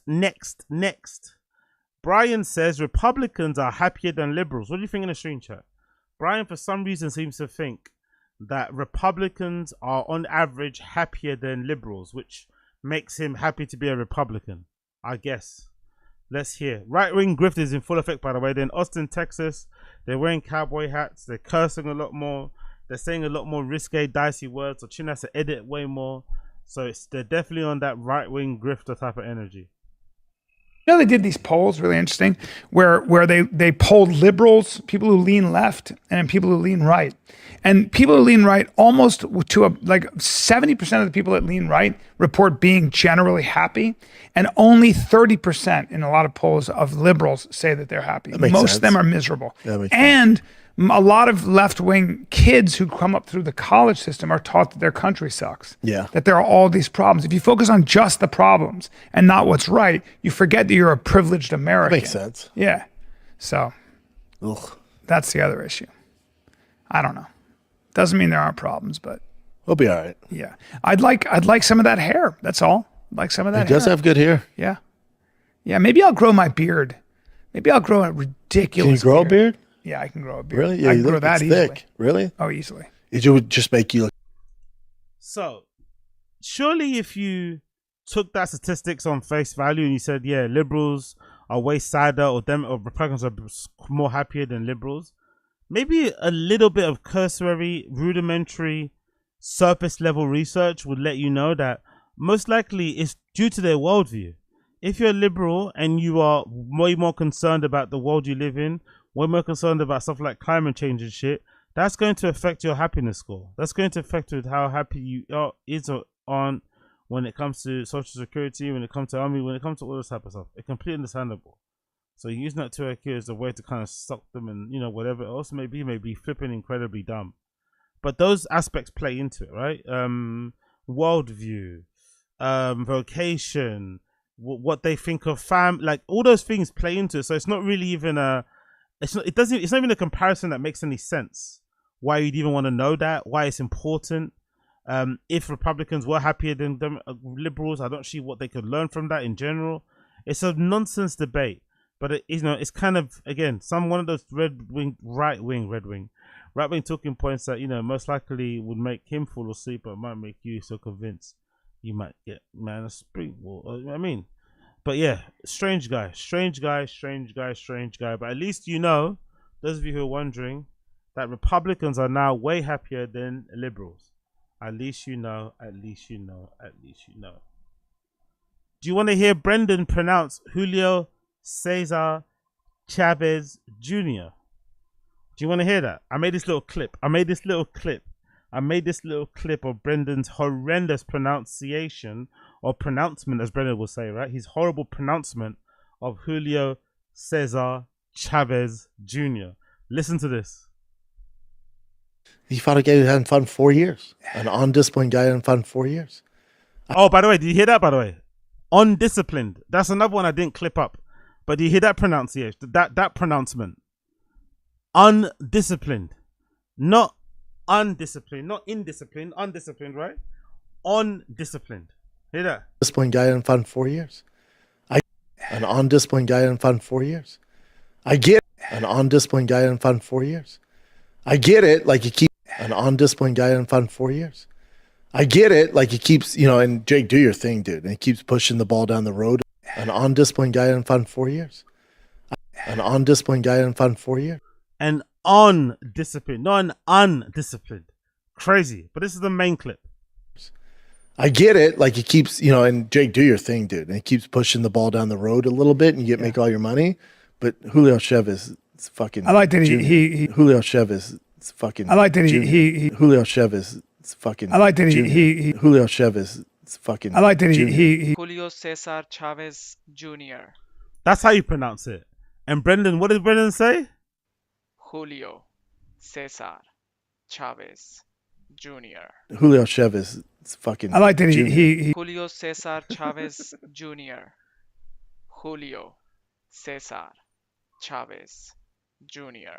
Julio Chavez is fucking. I like that he Julio Cesar Chavez Jr. Julio Chavez is fucking. I like that he Julio Cesar Chavez Jr. Brendan can't pronounce Julio Chavez. Julio Cesar Chavez Jr. Julio Cesar Chavez Jr. Julio Chavez Cesar Jr. Julio Cesar Chavez Jr. Julio Cesar Chavez? Undisciplined is fucking crazy though. The most undisciplined. Undisciplined, you mean? He fought a guy who hadn't fought in 4 years. An undisciplined guy hadn't fought in 4 years. Undisciplined. Unreal. What's with him not be able to pronounce undisciplined, unscathed, with a Diet Coke. That rant was insane, bro. Unscathed with a Diet Coke. Like, what? He must be watching a movie that day, innit? I bet he watched a movie. That's why he got that fucking, I don't know, that fucking wrestling promo, right? That little promo reel, that little promo cut. Like, what the fuck was that? Honestly, one more time. Undisciplined. He fought a guy who hadn't fought in 4 years. An undisciplined guy hadn't fought in 4 years. I get it. Like he keeps, and Jake, do your thing, dude. And he keeps pushing the ball down the road a little bit, and you make all your money. But Julio Chavez is fucking. I like that he Julio Chavez is fucking. I like that he Julio Chavez is fucking. I like that he Julio Chavez is fucking. I like that he Julio Cesar Chavez Jr. Julio Cesar Chavez Jr. Julio Chavez is fucking. I like that he Julio Cesar Chavez Jr. Julio Cesar Chavez Jr. Julio Chavez is fucking. I like that he Julio Cesar Chavez Jr. Julio Chavez is fucking. I like that he Julio Cesar Chavez Jr. You get it. Okay, moving on. Chin has finally got a crib. Chin has finally got a home. Chin has finally got a brand new casa out there in fucking Austin, Texas. Actually, those of you who have not seen it yet, I'll show you. Before I play the clip, let me show you it. Chin's actually got a new crib. There you go. Chin's actually got a new crib. So in case you haven't seen it, I'll play the video for you so you can see Chin's new house. Chin's new crib. This is Chin's new place. Oh, yeah, it's IFW Fight Week. We're that war with Iran. John Jones is retired, and Ngannou's persona non grata in the UFC. And Chin still hasn't found a place to live in Texas. Hey, this is Morning Combat, and we are back with an absolute bang. How dare you, Brian Campbell? I did get a place, and I'll show you it right now. Let's take a look at this clip. All right, this is Chin Soo-Yi. Yeah, you know me. Let me introduce you to my new pad. And that's the moving team right now. Let's do this together. My garage. And this is in Austin, Texas, by the way. A little bathroom thingy situation going on here. And then this is the washer dryer room. I didn't realize it, but I have to now buy a washer dryer. Even though I'm renting or leasing. Powerful bunch. That's brutal, isn't it? We really need to compare Bappa's speaking before and after the UFK because this is unreal. Exactly, unreal, yeah. Like, that hustle is crazy, innit? Big up the estate agent. Big up the realtor. That's a crazy hustle. Selling somebody a house that they're renting and requiring them to buy a boiler, a washer and a dryer. Sorry. That is an insane move, bro. Big up that realtor. That is a fucking genius hustle. Genius level finesse. You're renting and you still have to buy a washer dryer. What? How does that work? Some random closet. Here's the kitchen. I do like this kitchen, but I wish it had that water filter system in the refrigerator. But it doesn't. Here's the living area. Let me show you the master. The house is massive, isn't it? How's he gonna clean? That's the first thing I'm thinking about is just the cleaning, the upkeep of it. For the dude by himself to be living in a what? 3-bedroom, 4-bedroom house. Why? I'm guessing he wants to do the same thing he did with his house in LA, right? He wants to have one room be a room where he does his jogging and workouts in, one room where he does his crying, singing, one room where he does his fucking recording and editing. It's so unnecessarily Powerful big. bunch. Big up us ATOZY. That house doesn't look like it belongs to Chin Soo L. It might belong to his rich cousin Volume Sumi. Got that pure spectrum settlement money. That sounds mad racist, but hilarious. Volume Sue Me, you know. It's fucking insane. Big up Stevie M. I hate the line he uses. I'm Chin Soo Yi. Yeah, you know me. No wonder he gets no bitches. Yeah, it's horrible, isn't it? Chin Soo Yi, you know me at 50 is fucking. It's a choice, isn't it? It's a choice. He so wants to that LA look and feel. Yeah, that's true. That's like why like people in the stream chat. Let me know with Austin if you know what Austin real estate's about. Couldn't he get an apartment for like the same price that was smaller? He probably gets way more bang for his buck living where he does. It looks like it's in a stick somewhere. But couldn't he get the same a place, an apartment in the city for the same price with maybe less rooms? That's easier to maintain. Why did he go here? Or are they so hard to find? Like, this is a strange choice. Like, what is it? 3-bedroom, 4-bedroom house, all to himself, 2 floors. Like, god damn, it's a lot of house to look after on your own, man. Seems exhausting. Unless maybe he's gonna hire help. Maybe someone to come once a week to clean it. I don't know. The bedroom first. Here we go. It's actually really big, or pretty big. I don't know if the phone captures it. Here's the closet. Big up Tony FM. Apartments in the city are on a crazy fat discount right now. We have a massive oversupply of apartments that Chin would love with 2 balconies. I wonder why he didn't get it then. I wonder why he went, or maybe he went for this one because it's just closer to the studio. No, so Chin was in it for the long play, exactly. Terrible house, don't get it. Why he didn't go to city center or move to city center. Sorry, big up Joe Mibson. What else are you guys saying here? Big up Ricardo. She saw his house videos on YouTube and said I can scam him for sure. The realtor definitely saw a vlog of his, and figured, you know what, this guy's dumb. Big up Joe Mibson, especially with his habits of fast food and drinking. Oh, true, that's exactly. This house is gonna be a tip by the end of the month, man. He lives like a fucking first year uni student, doesn't he? Big up Josie. That's what I was thinking. It's probably in the middle of nowhere, cheaper, bigger. It's a lot for a single dude like Chin. Yeah, it's different if he's like a single dude that has a lot of friends to stay over, whether or not they're itches or not. But you know, he's hardly with the hoes. He's hardly with the fellas anyway. Doesn't really have a big social group out there. Why have such a big house to be all on your own with? The only thing I can think of is that he wants to make every room a studio. That's the only thing I can think of. Every room is going to be a studio. Big up, what's that? Borunda, what up? Big up Borunda, got up from work early. Big up you, big up Super Exotic 420. Chin should just stay in the alley off of 6th Street. Big up Tony Penn, I'm shocked he's in a house, honestly. I figured he would be in another brand new shitbox downtown. Yeah, I'm surprised. Like, didn't he come to Austin and stay in a pretty decent apartment thing that was overlooking a bit of a sewer river thing? I'm surprised he didn't just pick a new build somewhere and just stay there with like amenities and shit and a concierge. But maybe they're just too much money and he couldn't afford it. Maybe that's what it comes down to. Like he maybe this place as big as it looks, maybe it's considerably cheaper than every place that he checked in the city center.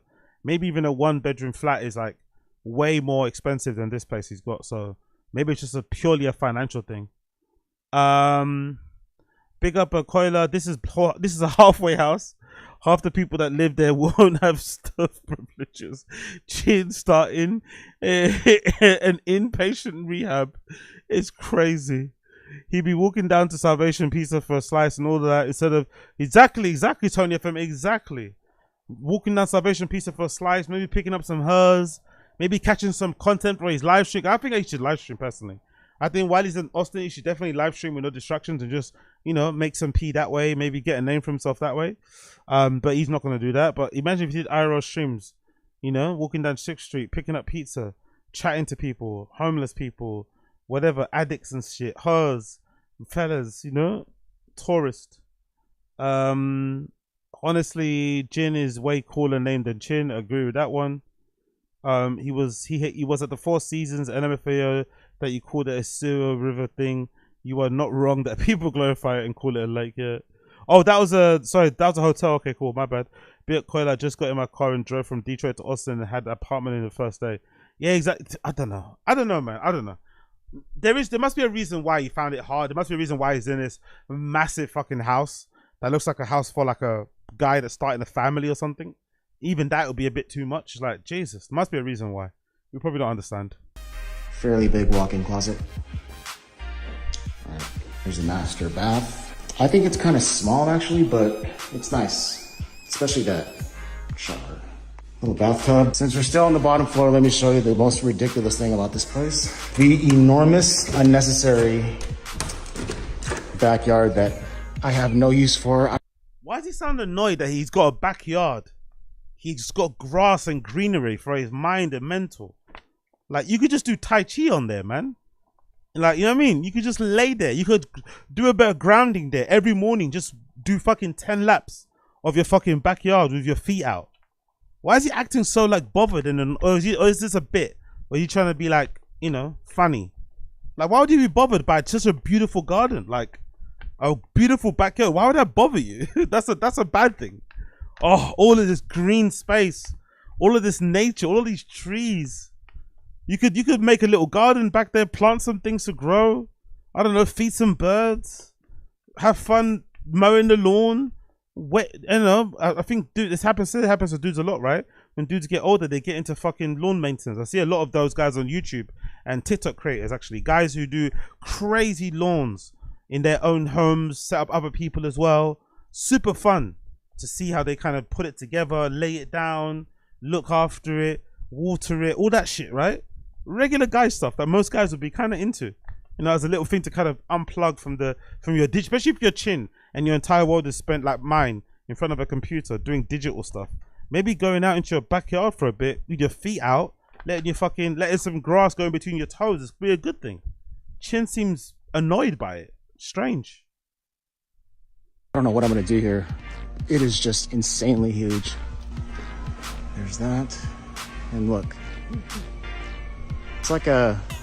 He actually sounds annoyed, isn't it? Like, I'm a little buggy. Powerful bunch. He literally sounds pissed off. We all know when Big Bro is in town, it's his house. Yeah. True. When Big Bro. And by Big Bro, that could mean Callen, that could mean Brendan, that could mean his actual big brother. It means anyone. We know. Maybe even Casey's big bro at this stage. But he generally does sound pissed off, innit? What a weird dude, man. He actually sounds pissed off. Like that he has a great backyard. You could probably do like sprints, shuttle runs. If you're cheeky, maybe you could install a rack there and do pull-ups out there. I don't know, sunbathe. Maybe if you want to do camping one night, you just put your tent out there and sleep, full asleep under the stars. Nah, Chin sounds genuinely pissed off that he has this backyard. I love Chin. He's so amazing. I was telling my friends it's like a golf course or like a city park. Oh, God forbid you have a golf course in your backyard. God forbid. Oh my God, he sounds so annoyed. It's like a golf course. He sounds so pissed off. It's like you could literally, if you wanted to, maybe install like a net at the back of it, right? Like near where the bushes are. You could probably install some sort of net. And if you wanted to hit some golf, you know, some golf balls, work on your swing, you could literally do that to your heart's content and not bother anybody. It's all fenced around. Like, God damn it, Chin, man. Why are you so boring? Let's go upstairs. And by the way, that's all I have right now. I'm editing, fighting the kid. Fucking hell. He packs light, innit? Is that all he's got? That red backpack, a laptop, and a 1 liter bottle of water. You know Chin is that archetype of that. Maybe that's what he should have got. You know when they say ideal men's living space. I think Chin should have got that instead. Is there a Reddit for that? Ideal man living. Is there a Reddit for this? I think Chin should have done this as male living space. There we go. Chin should have definitely got a crib where it's just like one big room, one TV in the corner, a mattress, and that was it. You know, he doesn't need anything more than that. Let's go. I want to go for the top actually. Let's see the top of all time. Male living space Reddit. Let's see. I think Chin needs some of this. His place is too big. He's not gonna use it well. Let's see some ideal men's living space. 25 male, a mailman in Japan. Yeah, this is definitely more Chin's. This is definitely more Chin's flavor, right? Definitely more Chin's flavor. That sort of a vibe. A room with a fucking bench. A room where he hangs all his fucking washed clothes and stuff to dry. A kitchen that doubles up as an office as well. Dining room. Bathroom. Bedroom with the office with another office table there and a foldable bed. And a garden. That's what Chin needs. Chin needs something like this. This is something that he could definitely handle. 61 male, 63 male in our living room. That was a bit too gaudy. Last pics of my place before my girlfriend moves in. Again, Chin could do something like this. One big room, the bed. I guess this is one big room with a. Is that a canopy there? A mezzanine floor with another bed there, I think, somewhere. High ceilings. Pretty decent place, this one. I'm not going to lie. Not mad at that one. Office chair there. Yeah, decent. Very small though, but decent. Very good use of the space. I'm not mad at that at all. They put my ass on fucking TV. Yeah, that's what Chin needs. That's what Chin needs right there. That's a Chin idle living space. That desk for his PC and whatever. A table there, another table. I don't know what this is for. And a mattress on the floor. That's what Chin needs. He doesn't need all that house. He doesn't know what to do with it. All that house, he doesn't know. It's like when you see a guy that you know isn't equipped and like walking down the street with a girl that's got a massive bunda. You're like, you don't know what to do with all of that. You ain't got enough meat for all of that, brother. That's Chin when it comes to the house. You know? Maybe something like this even. This is a bit sterile, a bit hotel looking. But Chin could definitely maybe use something like that even. Fiance left me with nothing. Came up with all of this within a week. Oh, look how sad that dog is. Jesus Christ. But yeah, that's what Chin needs. One big room. Nothing else crazy. Or something like this even. Am I bugging, or do they have this in Austin, Texas? People that know Texas, let me know, Chin chat. Don't you have buildings like this? Like warehouse spaces like this? Why didn't Chin get something like this? Where it's kind of like multi-purpose, multi-use, like one big room that has like this, you know, mezzanine sort of bedroom thing, office underneath the staircase. I'm sure there's places in Austin that have this, right? This type of architecture. These type of warehouse spaces. Don't they exist there? Those are Ivy's price range. Okay, cool. That would have been a really good place for Chin. Some warehouse space somewhere with high ceilings and shit. Yeah, that would have been a good place to go and check out. My tiny 700 square foot place. Oh wow, look at this. Jesus. People live in this is somebody's living. This is somebody's day-to-day living space. This will make me have nightmares, man. Like fucking hell. Too many colors, too many sheets. I'd trip over it. My fat ass would get caught in some of that stuff. It'd fall on top of me. I'd be spinning frantically, anxious. I'd fucking then have a panic attack. Like, no, I couldn't do this. This is too much, man. But it does look nice though. Wow, so it's like all white here downstairs, and when you go up, it turns into some fucking Asian, Middle Eastern labyrinth. Completely transports you to another world. Wow, I'm not mad at that. This one, 27 studio loft. Last one we'll move. Studio loft. That's a. Oh yeah, Chin ain't got the budget for this, innit? Chin doesn't have a budget for this. This is fucking gorgeous. Look at this person's studio loft. Wow. Damn. That's really fucking nice. Look at that view. Look at those high ceilings. Look at those massive windows. Holy shit. Yeah, I don't think Chin's got the squiller for something like that. Look at that view. Ooh, hoo, hoo. God damn, son. Fair. Oh, good taste as well. Ego of Tyler Creator poster on the wall. Decent taste in music. Good person. Okay. Well, let's go back to Chin. Let's go back to Chin. Let's go back to Chin. Oh, look at this guy. And by the way, that's all I have right now. I'm editing, flattering the kid. As we speak. Let's go upstairs. Yes. Yes. The movers didn't speak English, so it was tough. Bruh, you're a man. Move your own shit. Oh my god. Fucking princess, bro. You're a man on your own. Move your own shit.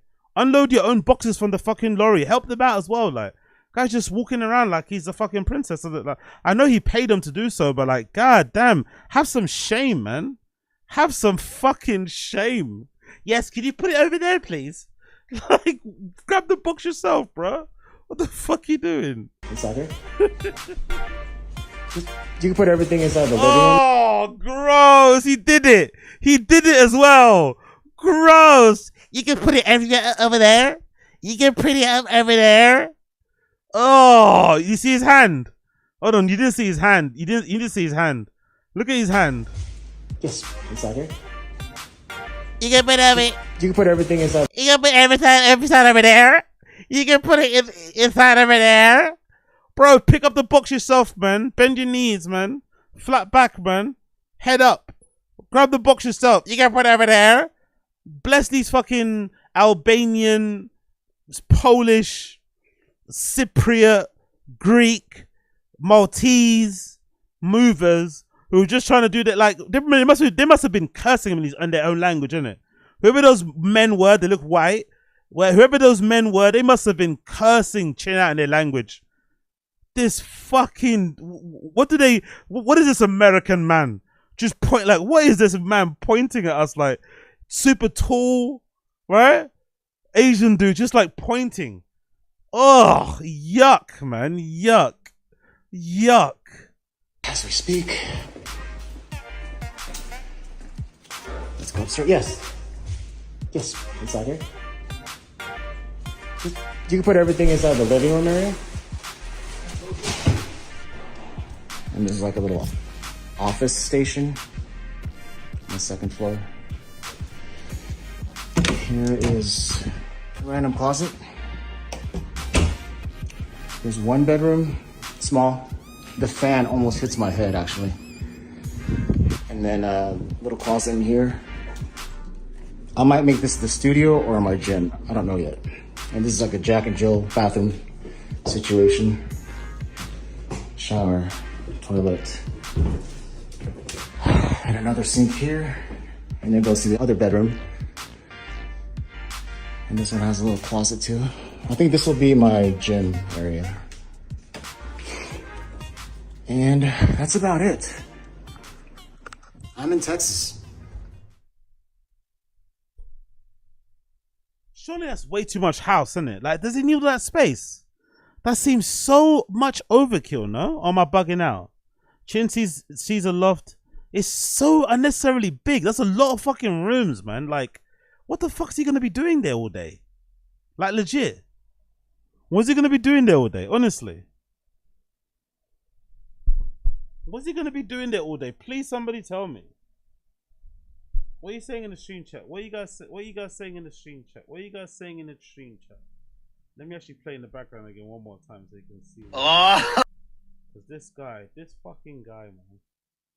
What's that? No, you're correct. Let me see what you guys are saying in the stream chat. Let me just get this sound up and play in the background so we can have something to look at. Probably putting Astroclad in his butt is hilarious. Josie Nazi, you're correct. He has no business having a house that big.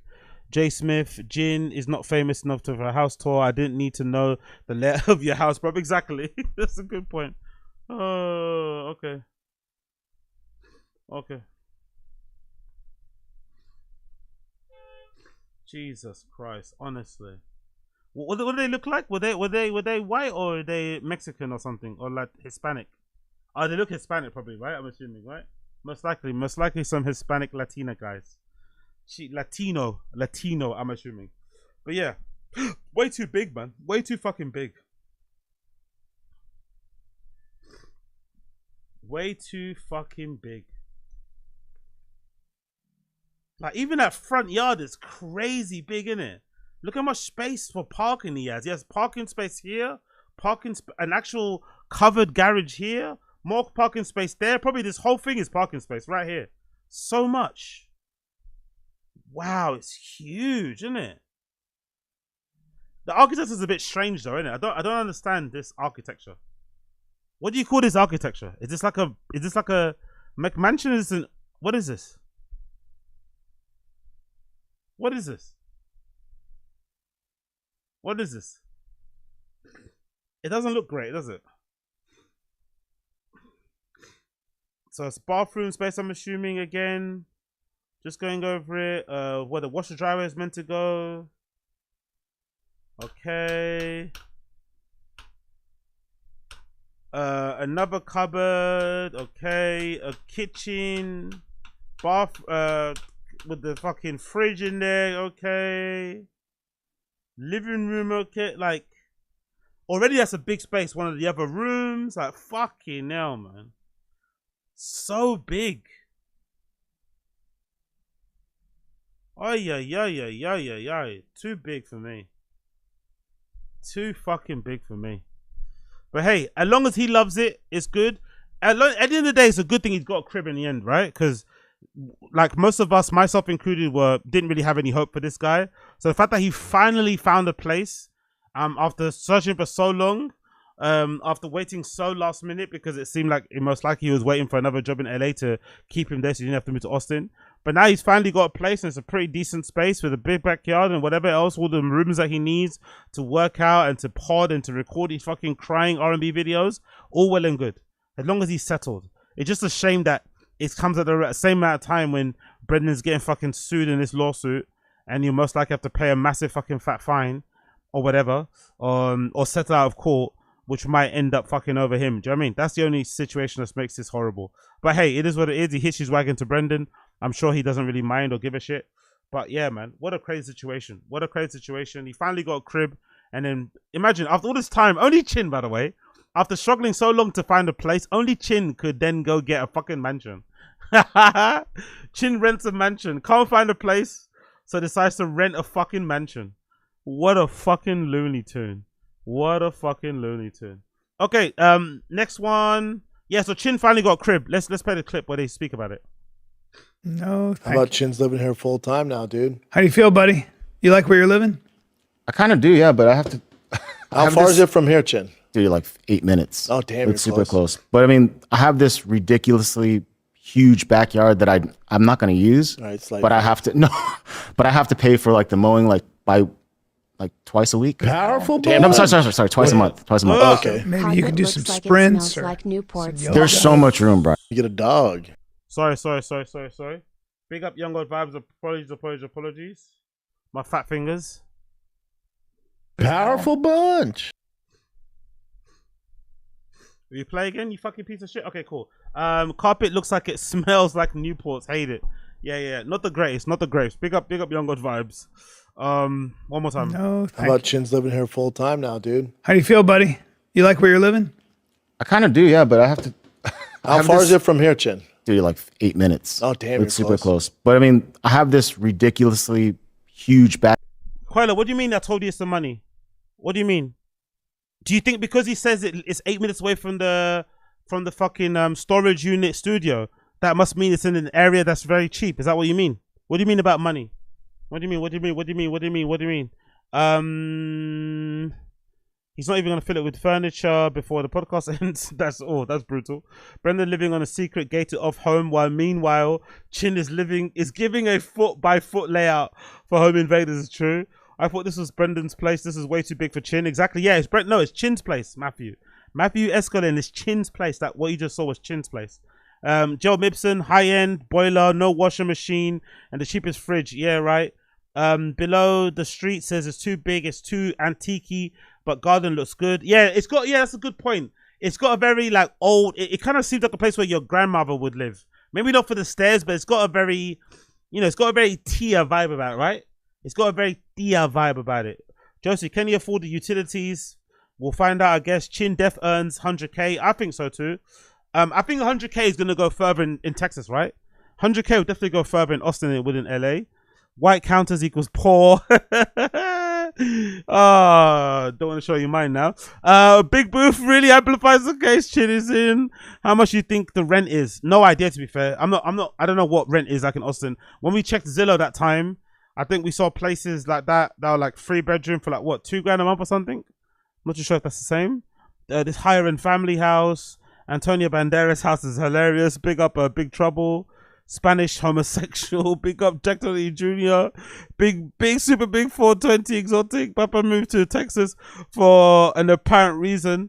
What the mothership has, he's not allowed to go in. Powerful no bunch. idea about that one. Big up Asada Z's. Chin worried about HOA fining him for his lawn when the real concern should be his neighbors smelling fermented seafood a block away. Imagine them complaining. Oh. Imagine him bringing back rotten fish into that house with all that antique furniture, like Younger Vice mentioned, the carpet absorbing all that fish gunk, all that fish gas. You know, Chin don't hoover. Something about me doesn't picture Chin hoovering. Could you imagine all the fucking kimchi that drops on the carpet, the bits of fish that drop down, the bit of seaweed and shit under the fucking chairs? Oh God. 100K will go way further in Texas and LA than property levels. Big up Gamebreak. Gamebreak footballer, okay, 70K max. Gamebreak doesn't believe that Chin earns 100 grand. Gamebreak says he earns 70. I think 100. I think he earns 100. I don't think Brendan is that cheap to put him on 70K. I think Chin earns at least 100. Because he couldn't afford that crib he was in LA. Think about it. If Chin earns 70K, could he have afforded that crib he had in LA with the 3 balconies? I don't think so. I think he's definitely on 100. He has to water the lawn twice a day and pay for it to be mowed weekly. That's why he won't shut up about it. Okay, cool. Okay. But still, I'll be okay with it, man. It's a new little habit. Gain a new little hobby to do. It's not that big. Big up Big Terry. My OCD can't handle the fact that the table is not lined up exactly so that the gold beads have equal distance between. Yeah, me too. Between them and the edge of the table. I'm watching and peeking. Yeah, I'd be the same too. Big up you, Jack Donald Jr. It's common practice in the US when an employee changes their home location to adjust their pay down to a new Oh no, that's bullshit, bro. Jack Donald Jr. If that's true, that's so bullshit. It's common practice in the US when an employee changes their home to adjust their pay down to new local market conditions. So he's getting 70K now. 75. That's shit if true, man. I'd be so pissed if they did that to me. If that was Chin, I wouldn't accept it either. Fuck it, man. The stuff you do for them, keep my rate the same, bro. He's crying about the yard like it was obvious from the start. Exactly. Oh, damn. Water's expensive, and in that neighborhood that people have it trucked in. His bills are going to be nuts. Really? Okay, cool. Really? That house is ugly and makes me itch. Younger vibes. Let's check the area storage unit. Then rough square foot of the area. Multiply it by 3 income monthly. Then multiply it by 12 income yearly. Coiler, he's crying. Okay, cool. So I guess you guys are right. He's definitely... This is pushing him, right? Welcome to the world, AZ. Yeah, exactly. Oh, man. That adjusting your salary based on where you're at. Now, fuck that, man. If I apply for a job in a place where the cost of living is cheaper and you adjust my salary accordingly, fair. But if I'm living in Zurich, which is a high, the way of life there is pretty high, I'd imagine, in Zurich, Austria. And then you move me to London, and because the cost of living here is lower and you lower my rate, I'm going to be pissed. Like, keep me at the Zurich salary. Don't lower my salary here. Pay me in fucking euros, motherfucker. Backyard that I'm not going to use, but I have to pay for like the mowing by twice a week. No, I'm sorry, twice a month. Okay, so maybe you can do some sprints or some yoga. There's so much room, Brian. Get out in the sun. Yeah, that's great, man. Yeah. Get a dog. Buy yourself. I know that's one of the reasons why I was like, maybe this is the time to actually Now you get got a dog. yard. Yeah, it'd be a great time to get a dog. How is he so indecisive? Maybe you're 50 years old. You have no wife, no girlfriend, no boyfriend, no nothing. The least you could do is get a dog or a fucking cat, even a fucking snake, something, bro. God damn it, this guy, man. Yeah, I'm thinking about it. I don't know. It's like, bro, you can't make love to your fucking what you call it, audio interface. You can't make love to your tripod. You know what I mean? You can't like look after your fucking boom mic. You know, like god damn it, man. Look after a little creature or something. Dog. Yeah, man. You're all lonely by yourself and shit. It's gonna be a little lonely. Yeah, get a dog, For a man. while. You got that big yard? Get a dog. You don't like mowing lawns? I mean, I had to buy a lawnmower. I don't mind mowing, but I don't want to pay money for it. Yeah, yeah, you do. But you're paying. Yeah, you do, Mo. Oh, he's complaining already, innit? My fucker, he's fucking negative. Chin is negative about this move. He hates this place. He fucking hates it. Homeboy, how much? I think it was a last resort. I think we're now understanding why he's in this really ugly apartment. I think it was a last resort. I don't think he actually wants to be there. I don't think he's happy about it at all. Powerful bunch. Chinfshu got a torso he pulls out on wine night. 100%. If Sharp has a torso, Chin has a torso. If Sharp, who can definitely get women, right, whether he gets them under duress or not, if Sharp has torsos, Chin 100% has torsos. I heard it's like $60 a month for them to come out. A year? What is that? No, every time. So twice a month, $60. Yeah. So it's a. Well, there are a lot of you can things get a in lawnmower Texas. cheaper than fucking $1,400. You know what I'm saying? And get some exercise. A lot Yeah. of things in Texas, like bugs. You got to get a guy who takes care of the bugs in your yard. There's all kinds of shit. Yeah, you do all sorts of shit. Do you guys see bugs in your house? Oh, my god! I told you about the tarantulas and shit. Yeah, all kinds. So can Chin not afford to pay the person to just lawnmower himself, or so to cut the lawn? That probably be what, about $3,000 a month? No, $3,000 a year maybe if he's wasted the true, right? 120 twice a month. 120 times what? 240. That'll be about under $3,000. No, he can't just pay that. He can't pay $250 or $280 a month to get it done. Maybe Gamebred is right. Maybe his salary isn't 100K then. If he's already penny pinching stuff like this, he's probably not getting paid that well, innit? Dude, we got a road runner at the house. That little motherfucker. First of all, they're cool, and he just fucks up lizards, whatever, man. Oh yeah. Yeah, I like seeing him around. Oh yeah. A nice road runner. Yep. I feel like they're good. We got life. fox. We got raccoons.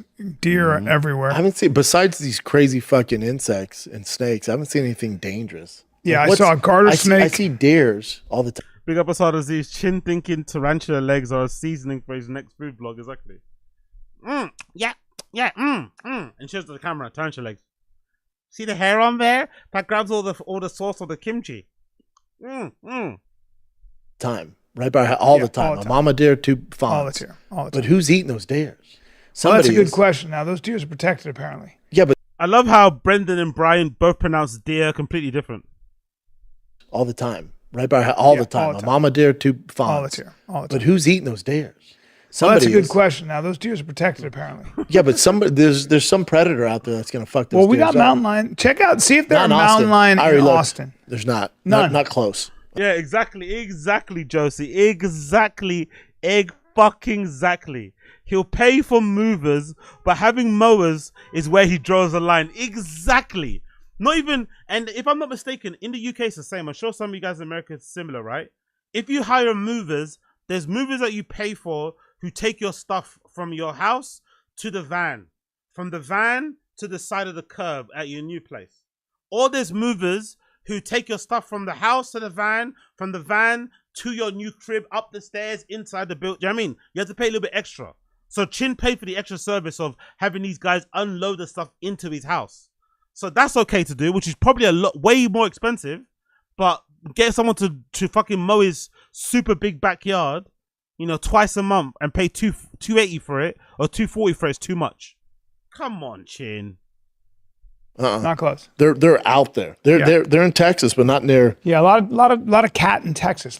We call them cats in the hunting game. A lot of cats. No cats in the suburbs. A lot of lion out in the. It's not like L.A. where we had mountain lions. See how many mountain lions are estimated to be in Texas? Well, The mountain lion have been sighted in and around Austin, Texas, though they are not commonly seen. They're prevalent in western and southern Texas. They can travel through the Austin area. Sightings, though, not always confirmed. But now I'll tell you what they do have. Who the fuck's gonna eat those deer? They can't just be moseying around with no cares in the world. Listen, you got coyote. You got some coyote. I haven't seen or heard one coyote. A lot of coyote out here. I don't know if that's true, but I'm going to say there is. A lot of coyote. White-tailed deer are protected in Austin. Surrounding area, legal intentionally feed deer with it, blah, blah, blah. Honestly, man, like, someone needs to write a letter and tell him to stop this, man. Someone needs to write a letter. Hopefully they do a Q&A research soon, and somebody sends a letter and says, can you please put on some shoes, please?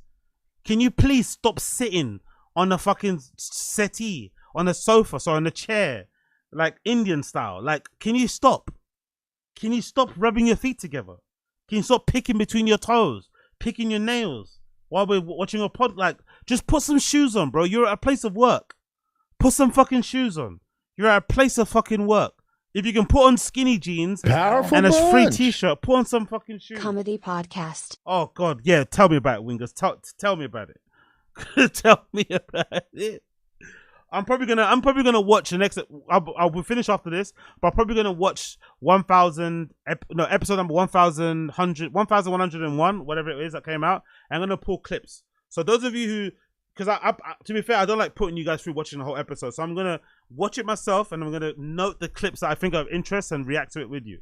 So please pray for me. If you don't believe in a God, that's fine. Whoever you pray to, please send me some good vibes. I'm going to be spending a couple of hours watching this on my free time to pull clips. So pray for me, okay? Because I'm putting myself through some trouble, through some punishment. I'm watching this fucking wrinkly old guy's feet, you know? Like, what the fuck, man? Ay, ay, ay. One thing I'm excited for is my buddy Steve, who lives here in Austin. So thankfully I have some friends here. Thankfully I have some friends here. Powerful bunch. Simonas, that's why audio is king B. Yeah, exactly. Oh yeah, true. Oh yeah. How could I forget? Big up Scott L. So fucking true. That's why Aldio is king. Exactly. Aldio. Oh, what a legend. Big up Scott L. But yeah, man, Chin sounds kind of lonely, isn't it? And miserable. Thank God I got some friends here. That's why maybe Casey has been there for a few weeks. Maybe Casey, because that's his boy, knows he's really homesick and comes down to kind of just keep Chin company. Thank God my friend's here. Like, Jesus, Chin, man. Like, he's really fucking playing the violin for these guys. They don't give a fucking fuck. We feed deer with it, blah, blah, blah. One thing I'm excited for is my buddy Steve, who lives here in Austin. So thankfully I have some friends here. He was telling me, like, let's go, when you're settled in, let's go hunting and fishing. And apparently I thought I needed a license to hunt for, some stuff here, but for pigs, you don't need a license. You can just hunt them. Oh, that's cool. Which is dope. I cannot wait to do that. Where's them piggies at? Everyone says there's a big pig problem. I haven't seen any of them. I haven't seen any piggies. I know, man. And apparently they're all over the place. Ain't seen them. They keep. Did they? Not that it matters. Not that it matters. And it doesn't. Maybe it's not something you need to say on camera. But do you think these guys have ever thanked Chin for his hard work and said, "Hey, man, thank you for sticking by us. Thank you for hitching your wagon to us. Thank you for being ride or die.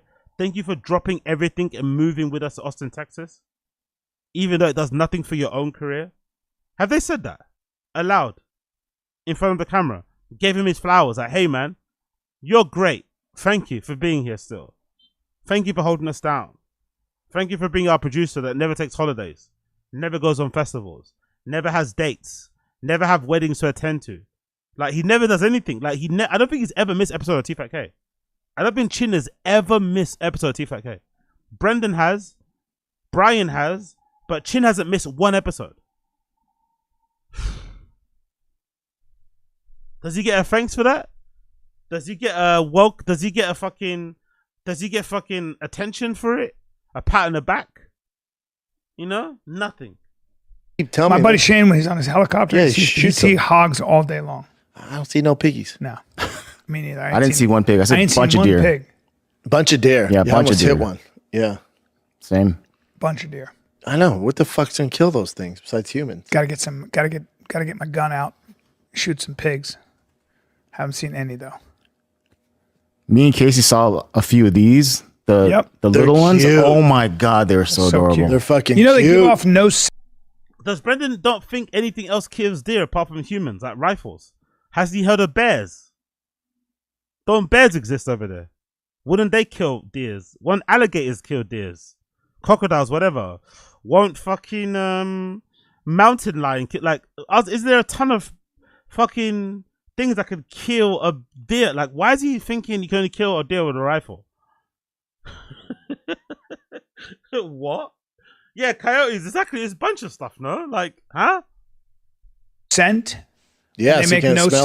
sound, so the mother will have them sit there. Big up Joe from MA. Austin doesn't have alligators or crocodiles. How about fucking T-Rexes then? Does Austin have T-Rexes? It just puts them right there. They don't Does Austin have Komodo dragons? move, and the predators can't smell them. Bears will eat the shit out of Oh them. yeah, cougars. Big up Brian. Yeah, cougars too. Ain't no bears around here. No bears. Again, what the fuck is gonna kill that? I thing? think there's some black bear in Austin. Dude, what Austin are you living in? Not in the areas we live in, dude. I think there are bear everywhere. That's like saying there's fucking grizzly bears in LA. Well, let's see if there are any black bear in Austin. I'm sure in parts of like not remote Austin, like with the mountain lions and shit, but they're not coming around the houses and shit. No. Why wouldn't they? Like what? In Texas, the main predators that kill deer are mountain lions, coyotes, and bobcats. We got wingers. Who would win? 100 chins versus 1 Brendan. Definitely one Brendan. Chin will be too shy to hit him because he sees him as an elder. He sees Brendan as his elder, even though Chin's older than him. Brendan Chin can bow down, doesn't want to disrespect him, treats him like his dad, uncle. Weird vibes there. A lot of bobcats. Yeah, how many seen? It's in South Texas. Okay. I'm telling you, there's not shit around us, dude. Wow. Or even feral hogs. They kill those can you big put, deer. Can you put Austin? Mhm. Black bear in Austin. Oh, black bear. Any bear. You know what? Coyotes and mountain lions. Yep. In Austin, Texas. Not in the suburbs, though, Bubba. You know how big Austin is? I think there are a lot of them out there. I watching wish. you at all times. While bears are not commonly found in Austin, there have been occasionally. That means no. Yeah. Individual black bears. Hold on, pronounce bear again. Beers. While bears are not commonly found in times. While bears are not commonly times. While bears are not times. While bears are not times. While bears are not. And I bet you any money he pronounces bears how he's meant to pronounce beers. You know? I bet it's the other way around. When he wants to pronounce beer, he says bear. I bet you any money. I don't have evidence of it, but I bet you can find a clip of Brendan referring to a beer as bear. 2 degrees, man. 2 degrees. You know what? Coyotes and mountain lions. Yep. In Austin, Texas. Not in the suburbs, though, Bubba. You know how big Austin is? I think there are a lot of them out there. I watching wish. you at all times. While bears are not commonly found in Austin, there have been occasionally. That means no. Yeah. Individual black bears wandering from other areas. Yeah, so they're not here. Looking for mates. Boy, what a good place to be a deer, though. Not bad. It's better than LA, where Right? there's fucking You die of mountain old lions age as a and deer. coyotes. I know. Fuck. Yeah, they seem like it too. They're a little too comfortable when I see them. They don't Little bit. run. They don't sprint. No. You They're see a just deer in looking- LA, it's fucking see ya because there's those large coyotes. There's These fucking things are like, mountain they're lions. like cows. Like a, Yeah, big up on Notice as the Asian chimp tries its best to adapt to its new environment. The large chimp, although much less intelligent, seems to assert himself as alpha. The gay old cuck chimp plays with his toes. Brilliant. Big up on disease. That was fucking brilliant. Big up the legend. skinny forest cow. Yeah. I ate some elk yesterday. How was it? Very good. Little elk backstrap. Courtesy of a guy named Tim Kennedy. That'll do it. Got a lot of game meat. Yeah. No, How thank about you. Anyway, there we go. There we got it. We got it. We got it. We got it. We got it. We got it. We got it. We got it. Chin finally got a new crib. I'm happy for him. The crib looks a little bit too crazy, too big for his needs. But hey, if Chin's happy, I'm happy for him. It's just a shame about the timing. Considering Brendan's lawsuit and everything else, it seems like it's only going to get worse before it gets better. The timing is fucking awful. The timing is fucking awful. But hey, he hitches wagon along with TFATK and these guys, so he's going down. He's going down with the fucking ship. So it is what it is. It is what it is. Few more before we leave. Couple more, actually. Couple more. Brian is okay with biting people without permission. Yeah, let's play this clip. Oh, have you seen this one? The Cobra Kai guy biting his co-actress's arm during like a convention. Like actually he better? got in trouble, I guess. Let me see. What do you mean you got in trouble, I guess? Why are you biting somebody randomly? Like, Brian's always on the side of the men when it comes to a conflict with women. Especially if it involves anything like physical, anything SAE. He's always siding with the men, which obviously makes sense because, you know, of his rape allegations. But it's like, if the Cobra Kai guy bit his co-worker and the co-worker didn't enjoy the bite, it wasn't playful, it wasn't done in a fun way, you know, no permission was consent or whatever else asked prior. It's a bit weird. Why are you biting me? Yeah, like, fuck you. I'm going to tell people. Like, why is he acting as if it's a normal thing? People just biting each other. Adults. Like, what? Leave her alone. Why are you biting her for, man? He's like actually biting her? Yeah. Like takes a bite out of crime? A bite. That guy looks like a biter. That's what everyone says. That's why it's funny. Yeah, he looks like a biter. I worked with him. I know a couple of biters. Yeah. Brian looks like a biter. Oh, yeah. Your teeth, though, man. Yeah. Bite my kids all the time. When I'm cuddling them in the morning. I'm a biter myself. Oh. He bites her hard? Is he in trouble now? She didn't press any charges or anything, but she did this. Charges? He must have bit the shit out of her. Is there any video of them biting? No, not the actual. This is the what the fuck we doing? Villain from the Karate Kid movies and also Cobra Kai. This is her confronting him afterwards. From that officer, and you're going to hear Martin Cove sort of try to explain what he did. Alicia ain't having it. And I'm ashamed that I did something like that. Okay? And when you go, I'm telling you, I got it. I really got it. You got mad. You yelled at me. You yelled at me. You the audacity. How dare you, sir? How dare you? You definitely should not have done that when Yes. you were in the wrong. Yes, you are in the wrong. I'm very sincerely sorry that not only did I get angry, but then You have fucking marks on my arm. Do you want me to hit you too? The only reason I don't, sir, is because you are a senior citizen and I respect the elderly. I will not cross that line, but trust me. If you were 50, I would have decked you. You're a fucking, what you call him? She said he's an old age pensioner, basically. Yeah, I gave you life because you're an old man. But yeah, why is he bite? I don't understand this whole story. Don't get me wrong, everyone involved is kind of annoying. The woman sounds insufferable. But I don't know. Like, I don't understand how you could hear this story and side on the guy. Like, everybody here sounds like a pain in the ass. Everyone here sounds like a fucking nightmare. But I don't know why Brian is saying it's okay to bite people. Excuse me? Wow. And you'd earned it. Wow. Wow. Well, that. So what happened? Did she? Yeah. Why did he bite her? They were at a convention, right? Yeah. And I guess he said he was just playfully like messing around with her and just bit her. Well, and she's a little too. She's also like trying. She's a little. She's kind of an asshole too. Then she's like, "You're lucky if you're 50." How's he? Honestly, I don't understand. How does she come across like the asshole if he's the one that bit her? Why is he biting her? You do what? Yeah, and also like she's kind of a shithead too. It's like he bit her. She called the cops. Yeah, this is these women who are raised to believe men hate them and that they hate men. And how can you read all of that in that one interaction? She got bit. She's the victim, and you're reading all of that in that interaction. Interesting. It's like her making a stand and all that stuff. Like TMZ broke the news. Co-star biting her arm so hard that the fan he nearly broke skin. But by the way, who's that? Who's that person? Is that Casey?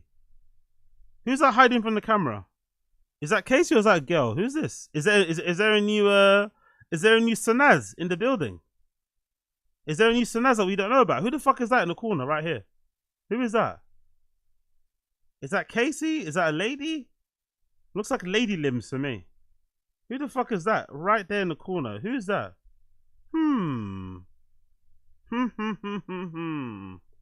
What's going on there? Is that a new person?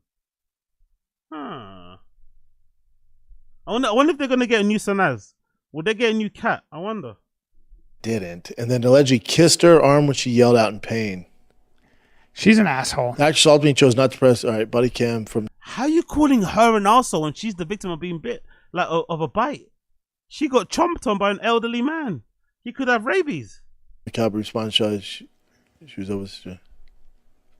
He was doing it playfully, and she had to create a huge incident. I took out my dick playfully. While she was in the car. Playfully, you know. Playfully biting. Powerful bunch. Big up NJ Ranger. Red Pill anti-Me Too copy pasta coke from the alleged. Honestly, it's so like I said, no one in this story is, comes across like a redeemable legend. Like, I don't want to have a drink with anybody in this story, right? The Cobra Kai guy, the woman, they all sound insufferable, both of them.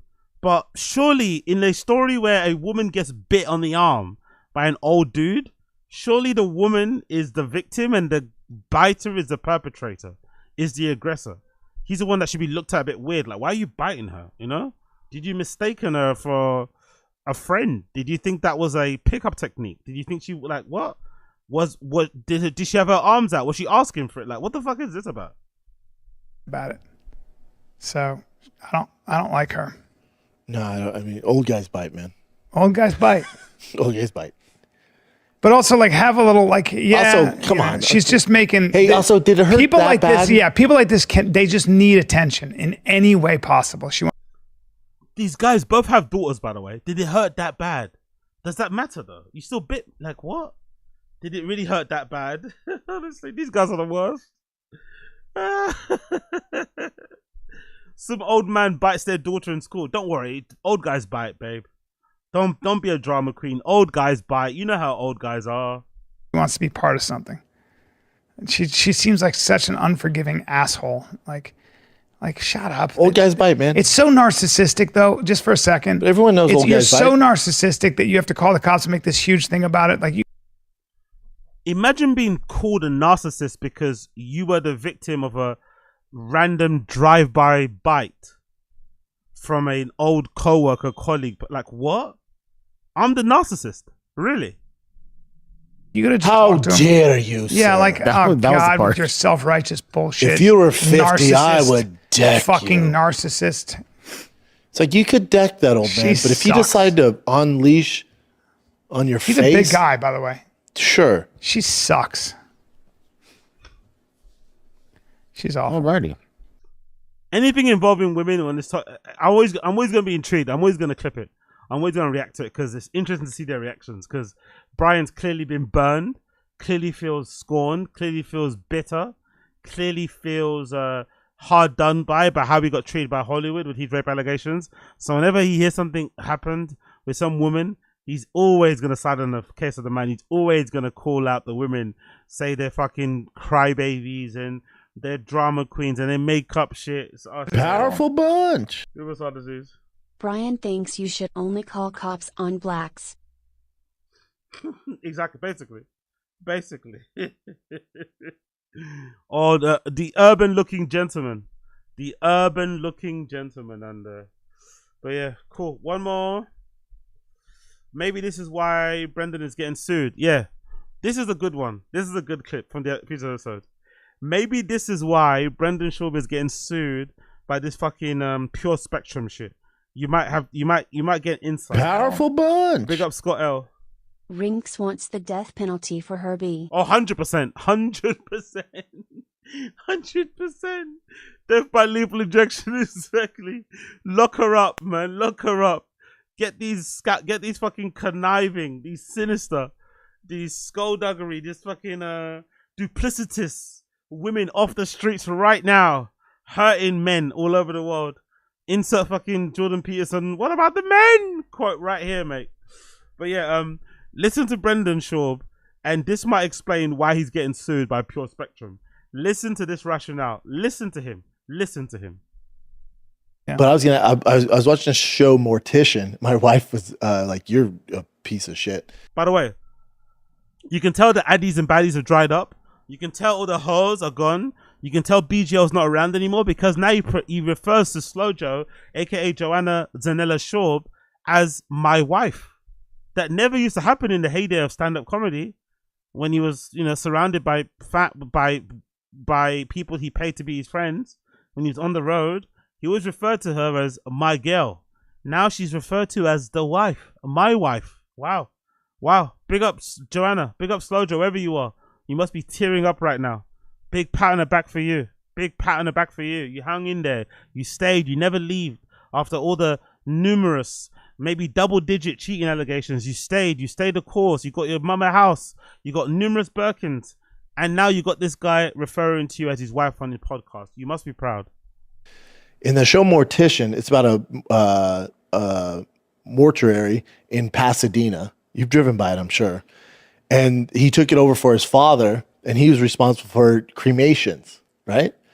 And he's like, well, I can only do one body. And like, yeah, it takes about 2 hours to burn the body, and then you have to let it cool for an hour. He's like, well, I'm trying to make money.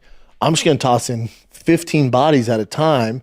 And then the ashes, it's never completely 100% someone's ashes. He's like, because nobody in the world can clean it enough. So when you get your ashes, there's a whole mix of shit in there.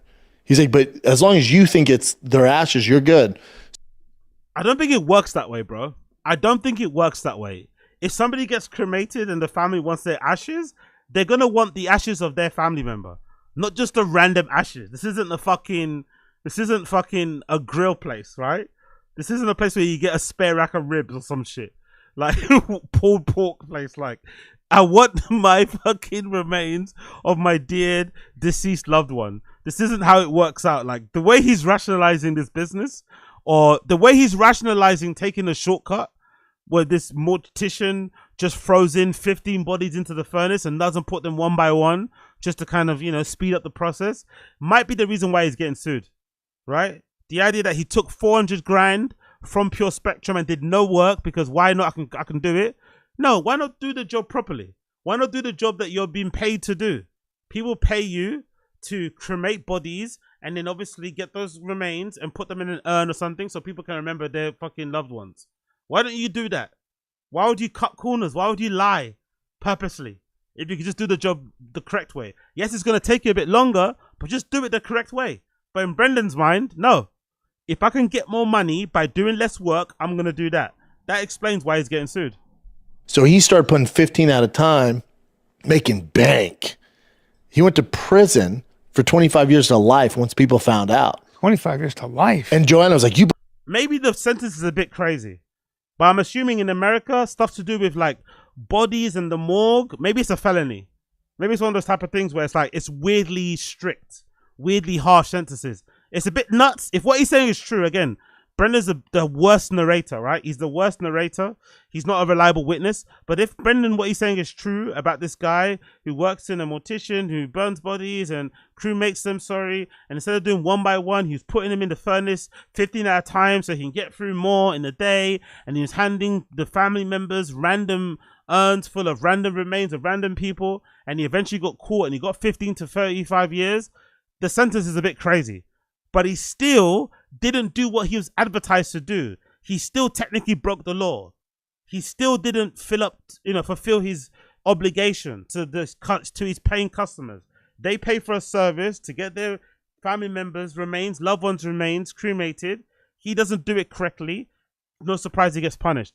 Brendan's perplexed. Brendan's confused. Brendan's bewildered. Look at their faces. Generally, how did somebody that took a shortcut, how did somebody that didn't do what they said they would do, didn't fulfill their fucking obligation, didn't fulfill their contract, how did they get punished? Why would you get punished for not doing something that you said you're going to do? Big up NJ Ranger. This is pure projection because he does a half-assed job. Exactly. Believe this? I'm like, I just see a businessman. I don't, because he was like, hold on. To life. He was like, I just see a businessman. Okay, exactly. Big up powerful James. bunch. Exactly. Brendan's right. Who cares if you pay for a service? Especially one as sentimental as putting a loved one to rest. Exactly. Get that paper B. Anti-Electric Cremation Club. Holy shit. Anti-electric cremation club is fucking insane. Anti-electric cremation club. Holy shit. Get the bag. Secure the bag. Anti-electric cremation club is fucking insane, bro. Big up Hassan Aziz. Big up Jesse Black. Slowjoke needs to date a San Antonio Spurs. Jesse Banks, these guys just openly root for terrible people in all clips because they relate to them. Exactly. Liver King, the biter, this mortician. Exactly. Big up Jesse. Does she not realize how important and cherished people take their loved ones' ashes and just not giving a fuck? Exactly. Fuck that. Fuck the ashes. They're dead in it, right? Grim Reaper came a knocking, right? Let's play that one more time. Hold on. What's it? Brendan. Let's play that. That's one of my favorite Brendan Schaub clips of all time, actually. Brendan Schaub, Grim Reaper. Someone has that, right? Someone must have that on the Reddit straight away. There we go. Hopefully it's here. Hopefully it's here. Oh yeah, pumped her full of, yeah, shit. Oh my god, the law, bro, the law. Didn't he give the grandmother pure spectrum CBD oil too? Do you remember? That was part of the whole law of the CBD. He tried to give her CDB to help with her fucking with her cancer. Like, remember? She had cancer, right? The grandmother. R.I.P. Sojo's cancer. And Sojo's cancer. Sojo's grandmother. And I think he said he tried to give her CBD. Oh shit. Please, let's play this. See, my girl's grandma died. Sucks, man. Yeah, it was expected. You know, she had stage 4 pancreatic cancer. And probably a year and change ago, almost a year and a half ago, she was diagnosed, right? And so, you know, what are you going to do when you have stage 4? Then that was stage. Is this, what do you call this, by the way, people in the stream chat? This detachment, this inability to feel any empathy. Like this, like, what are you going to do, man? You know, people die. You know, people die every day. Grandmother died. Oh, well. On we go. What do you call that? So is it sociopathic? Is it sociopath? Is it sadist? Is it sadism? Is it sadistic? What is it? What is that inability to, like, you know, have any empathy, sympathy with your wife's? Because you'd imagine his wife is what, Mexican, right? They're probably very family orientated. She probably grew up with her grandmother very much in her life, and then she dies. Because I think because of cancer or COVID, one or the other. You know, maybe in terrible circumstances, maybe in a lot of pain. The whole family is fucking mourning because, you know, she's the matriarch of the family as well. That sort of vibe. Brendan's like, you know, look at his face. He seems so unbothered. He seems kind of annoyed. He's got the same look in his face that Chin had when he showed us his backyard. Like, oh, all this green space, all this room. My girl's grandma died. Sucks, man. Yeah, it was expected. You know, she had stage 4 pancreatic cancer. And probably a year and change ago, almost a year and a half ago, she was diagnosed, right? And so, you know, what are you going to do when you have stage 4? Then that was stage 4 a year and a half ago. Usually they only give you a few weeks to live, and she kept powering through it. I pumped her full of CBD.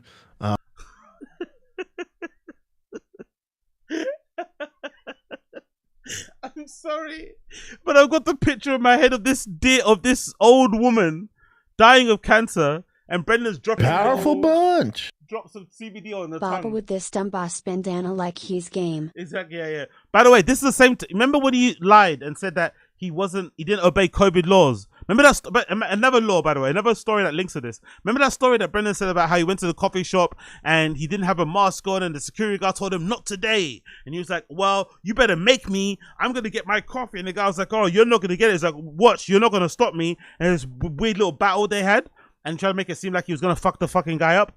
Didn't happen. When COVID was going on, Brendan would always walk around with these bandanas. So if he needed to put a mask on, he'd quickly just cover his face with it. It was kind of like the people that believe in the people that are thin blue line, the MAGA lot, wearing a bandana was like their way of showing resistance to the mask mandates. Like, if you really want me to wear one, I'll put the bare minimum over my face, but I'm not gonna wear like a proper medical mask or surgical mask. So he did have a mask on. He's just lying and said that, oh, he went to a coffee shop without a mask and told him to fuck off. Not true. Let's continue. Not sure if that helped. There's no, you know, research to prove that helps, but I like to think it helped out a little. she kept on asking for it. I'd send it every month. My boy Brady Bell would send it every month to her house. Wow, Brady Bell, see? That's the same guy that is suing him. Brady Bell, him and Brady Bell were on such good terms. Brendan was getting that guy to send his grandmother-in-law boxes of pure spectrum CBD, and he still fucked him over. Brendan's a piece of shit. He got the CEO to send his grandmother the boxes of CBD oil directly to her door while she's in the worst place, worst pain, for a bit of relief, and Brendan still fucked him. House in Chicago. And then she passed away last night, but it was expected. Not last night. We thought, probably 2 weeks ago. They're like, she passed away last night, but it was expected, so no big deal. It's not looking good. The nurse was like, her body's, I guess the body get, even while the person's alive, it gives signs. Mm-hmm. He was having a blast watching this lady take her last breaths, right? Watching her slowly lose consciousness. He was having a blast. Look at him. What a fucking sicko, man. So she's in that stage. So, and then we're all getting ready to take the family to lunch yesterday, and my mother-in-law was over, and she gets a call, and we're like headed out the door, and she's like, what? And then, game, set, match. And Grim Reaper came knocking on the door in Chicago. That might be the most poetic thing he's ever said. Weirdly, the funniest thing he's ever said, but it's the darkest thing he's ever said. Game, set, match. The Grim Reaper came a knocking in Chicago. Takes a sip of his sugary Starbucks drink from the straw. Oh my god, he's a psycho. I told you, man. Unique should be afraid. Unique, wherever you are, be afraid of this man. If he catches you, man, he's gonna DIE you. He's gonna KILL you. I swear to God, he doesn't play, man. This guy's not normal. And we're all getting ready to take the family to lunch yesterday, and my mother-in-law was over, and she gets a call. I'm like, big up ATOZY. Even when she's alive, the body gives signs. But when she's dead, we know for sure. That Grim Reaper will let you know be. The Grim Reaper. The Grim Reaper was a fan. Imagine that. The Grim Reaper was a fan. The Grim Reaper was a fan. He let me know that she hasn't got that much long left. The Grim Reaper was a fan. Headed out the door, and she's like, what? And then, game, set, match. And Grim Reaper came knocking on the door in Chicago. So they had to fly out to Chicago. Got the kiddo solo. It's chaos when you got two kids. Look how quickly he transitions to complaining that he has to look after the kids by himself because his grandmother-in-law died and his wife is mourning. His wife is grieving, sobbing, and he's more annoyed that he has to look after his kids by himself. Wow. Beast of a dad. Exactly, young advice. Beast of a dad. 1 4-year-old and one, he'll be 9 months in 2 days. In 2 days, he'll be 9 months. Thick as shit. It's fun, man. It's chaos, but taking the piss out of his kids, telling his kids fat. But what makes it worse is this. The follow-up clip. This is the follow-up clip. Big up the person that uploaded this. This is the follow-up clip, right? So this is what makes it worse. So on the following episode, I guess maybe you're the TFATK, Slow Joe must have heard the phrase, Grim Reaper came a knocking. And I guess she wasn't happy when she heard the phrase.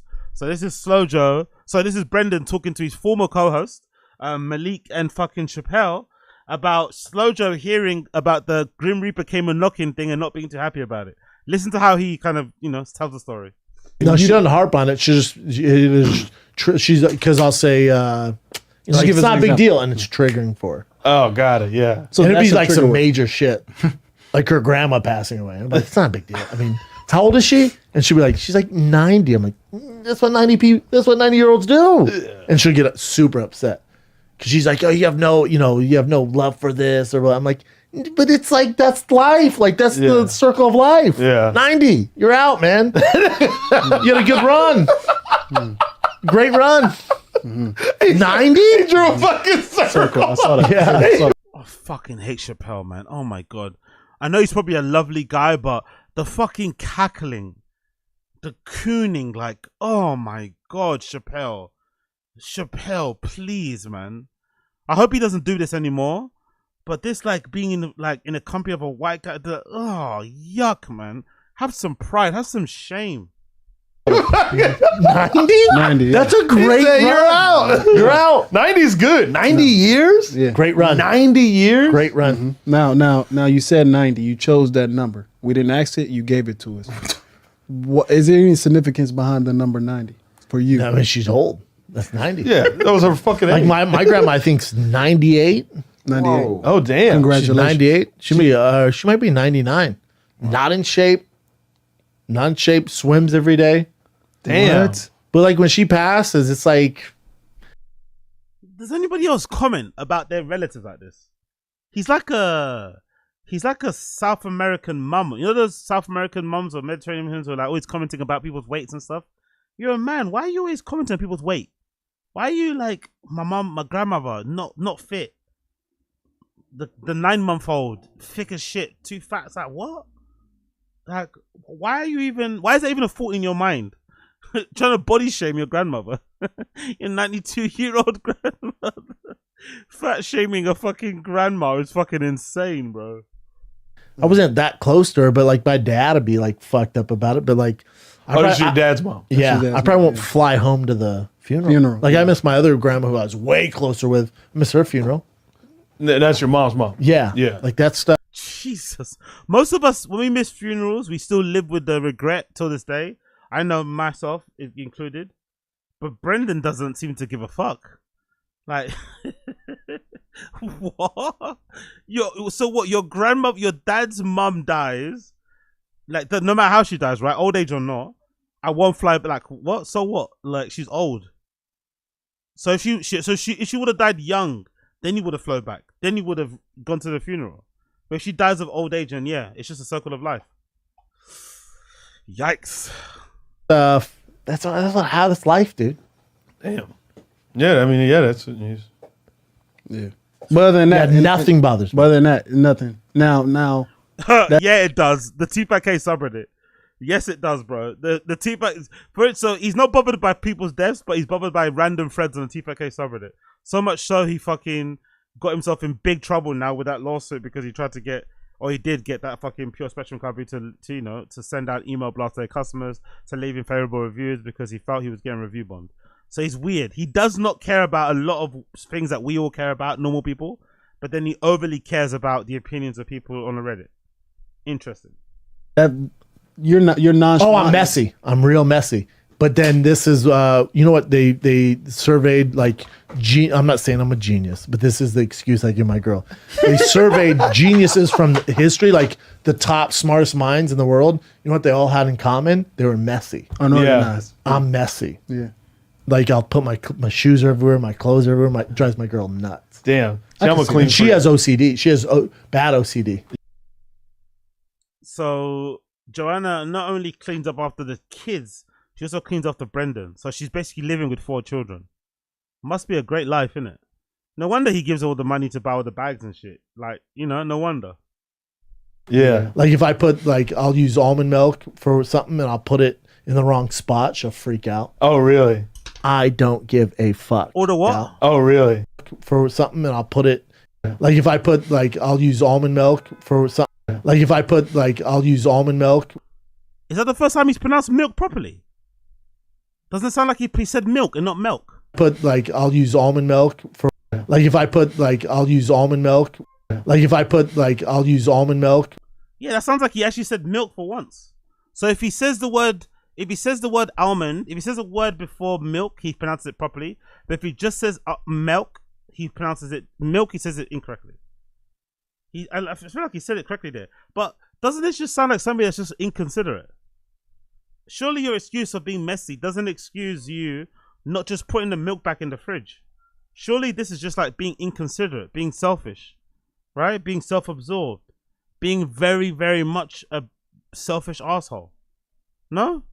Why would you brag about this? Like, why is this something that you boast about? But then again, he's also surrounded by 2 dudes. This could all be lies, isn't it? He's in front of 2 dudes. He's trying to impress, trying to look cool and hard ass. I run my house. I wear the trousers type of thing. So maybe he's just lying. You never know. She has OCD. She has bad OCD. Yeah. Like if I put I'll use almond milk for something and I'll put it in the wrong spot, she'll freak out. Oh, really? I don't give a fuck. See, that drives me crazy. Drives her crazy. Yeah. That probably drives me crazy. Usually, if something annoys your spouse and you don't really care, sometimes you just make an effort to not do that thing just to not annoy them. You know, if you love them and stuff, if you care about them, you're like, you know what? Even though I don't care about this thing because I know it annoys you, I'm not gonna do this. Brendan's like, nah. You want Las Vegas trips? I'm gonna do what I want. I put that right there. I'm not like with our kid. She's super disciplined. I'm not. Chill, cool dad. I'm the fun dad. Mm-hmm. Damn. Bad cop, good cop. Damn. I like that. Look at you can't have two bad cops. No, you can't. You can't. But this fucking podcast struggle city, isn't it? Jesus Christ. Also, I'm like, he'll make a mistake and she'll get real mad, and then. But I love how you refer to them as random people. By the way, now looking back, they were close friends. They helped him out. They kind of, held down the fort while bryancallen was dealing with these demons. He's raped demons, but they're random dudes according to him. He'll be like, "Hey, I'm gonna write mama like a note saying sorry." I'm like, "Yeah, do that." So I'll help him like draw whatever. Oh, okay, yeah. And then he'll give it to her, and she still won't. Yeah, exactly. Big up Jim Wells. I trigger my wife's mental illness for fun. Exactly. She'll still hold the grudge. Oh, she gets mad. And I'll look at her and be like, "You're fucking up." Yeah, exactly. Pondering on that situation. Yeah. Okay. Oh, damn. Okay, so two bad. You can't have two bad cops. One good cop. What else you got?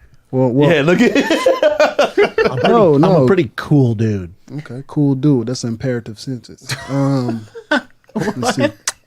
No, because that's what I do. That's what I do. He's in the class right now, so So it's three things. So or like she'll be real stressed, and I think she'll be mad that I'm not more stressed. Like it'll be chaos at home with the kids. Yeah. And I'm like, yeah. She's like, "Can you want another one?" I'm like, "Yeah, I want two more."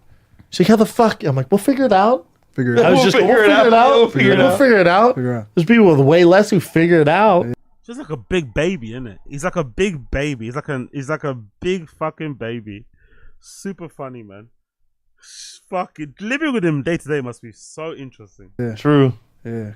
So it's not set plan. It's just like go with the flow. We'll figure it out. Okay. Are you trying to be love doctor to this dude? No, right now? I'm just. Yeah. Also, you can tell in this clip, Brendan doesn't like Malik. He did not like Malik at all. Chappelle sometimes got a nice little response, but he did not like Malik. I think that was very obvious. You can see even from this clip, Brendan did not like Malik at all. Did not like him one bit. But yeah, what a lovely guy, man. What a lovely guy. Oh, we didn't finish this clip, did we? Did we finish this clip? We didn't even finish this clip yet. Shit. Burning one body for $150. I maybe get 6 in a day, or I can just with 15 at a time, sometimes 30 if I wreck the bodies, fit them in there and just burn them all at once. The ashes are going to be diluted no matter what. And I was like, I can't believe you went to prison over this. Just a scumbag, innit? Like, how could you hear that story and side with the mortician? Like, instead of doing their job correctly by the law, instead of trying their best to mitigate or to limit the amount of cross-contamination from the fucking cremation, to try and, because I'm assuming in that world, maybe it's true, maybe you can't clean out the entirety of the thing every time and get it spotless and make sure that there's no but you try and limit it, right? You'd imagine you try to, but he didn't, and Brendan's annoyed and surprised that person went to prison. How could that person go to prison? How? It's like, what do you mean how? They didn't do their job. They broke the law. They fucked up in a big way. They lied. Like, what? Yeah. And she was like, imagine if it was me. I went, there's already going to be a mix in there. He's a businessman. Well, he I guess. Now, he did start stealing. He started stealing the jewelry from the dead bodies, which is frowned upon. There's fraud. Which is frowned upon. Oh, really? Stealing jewelry from dead bodies is frowned upon, right? Okay. That's the only reason why it's not a good idea to do it, because it's frowned upon. Right? Yeah, but... And he stole... But the person's... And that's his whole thing. 25 to life, though? That's what... Now, he got out in 10 for good behavior. Yeah, 10's a long time. He bit a little bit. Yeah. 10? Like I give him a year. A year's a long time. A year's a long time. 25 years to life. That's ridiculous. They were already dead. He just was mixing. That's what ashes. he was saying. He goes. I don't care anywhere you take the body be cremated. Nobody in the world cleans it well enough where there's not other people's ashes in there. Correct. So I was like, fuck it. If it's already diluted, correct. I'm just gonna toss 15 bodies in at a time. Diluted, by the way. I think you meant to say diluted. I'm not sure that it works the same way. I think dilution only occurs with fucking liquids, but hey, I could be wrong. Diluted ashes. If it's already diluted, what? One more time. But there's not other people's ashes in there. Correct. So I was like, fuck it. If it's already diluted. Correct. Already diluted. Correct. Already diluted. Correct. Already diluted. Correct. Already diluted. Correct. Already diluted.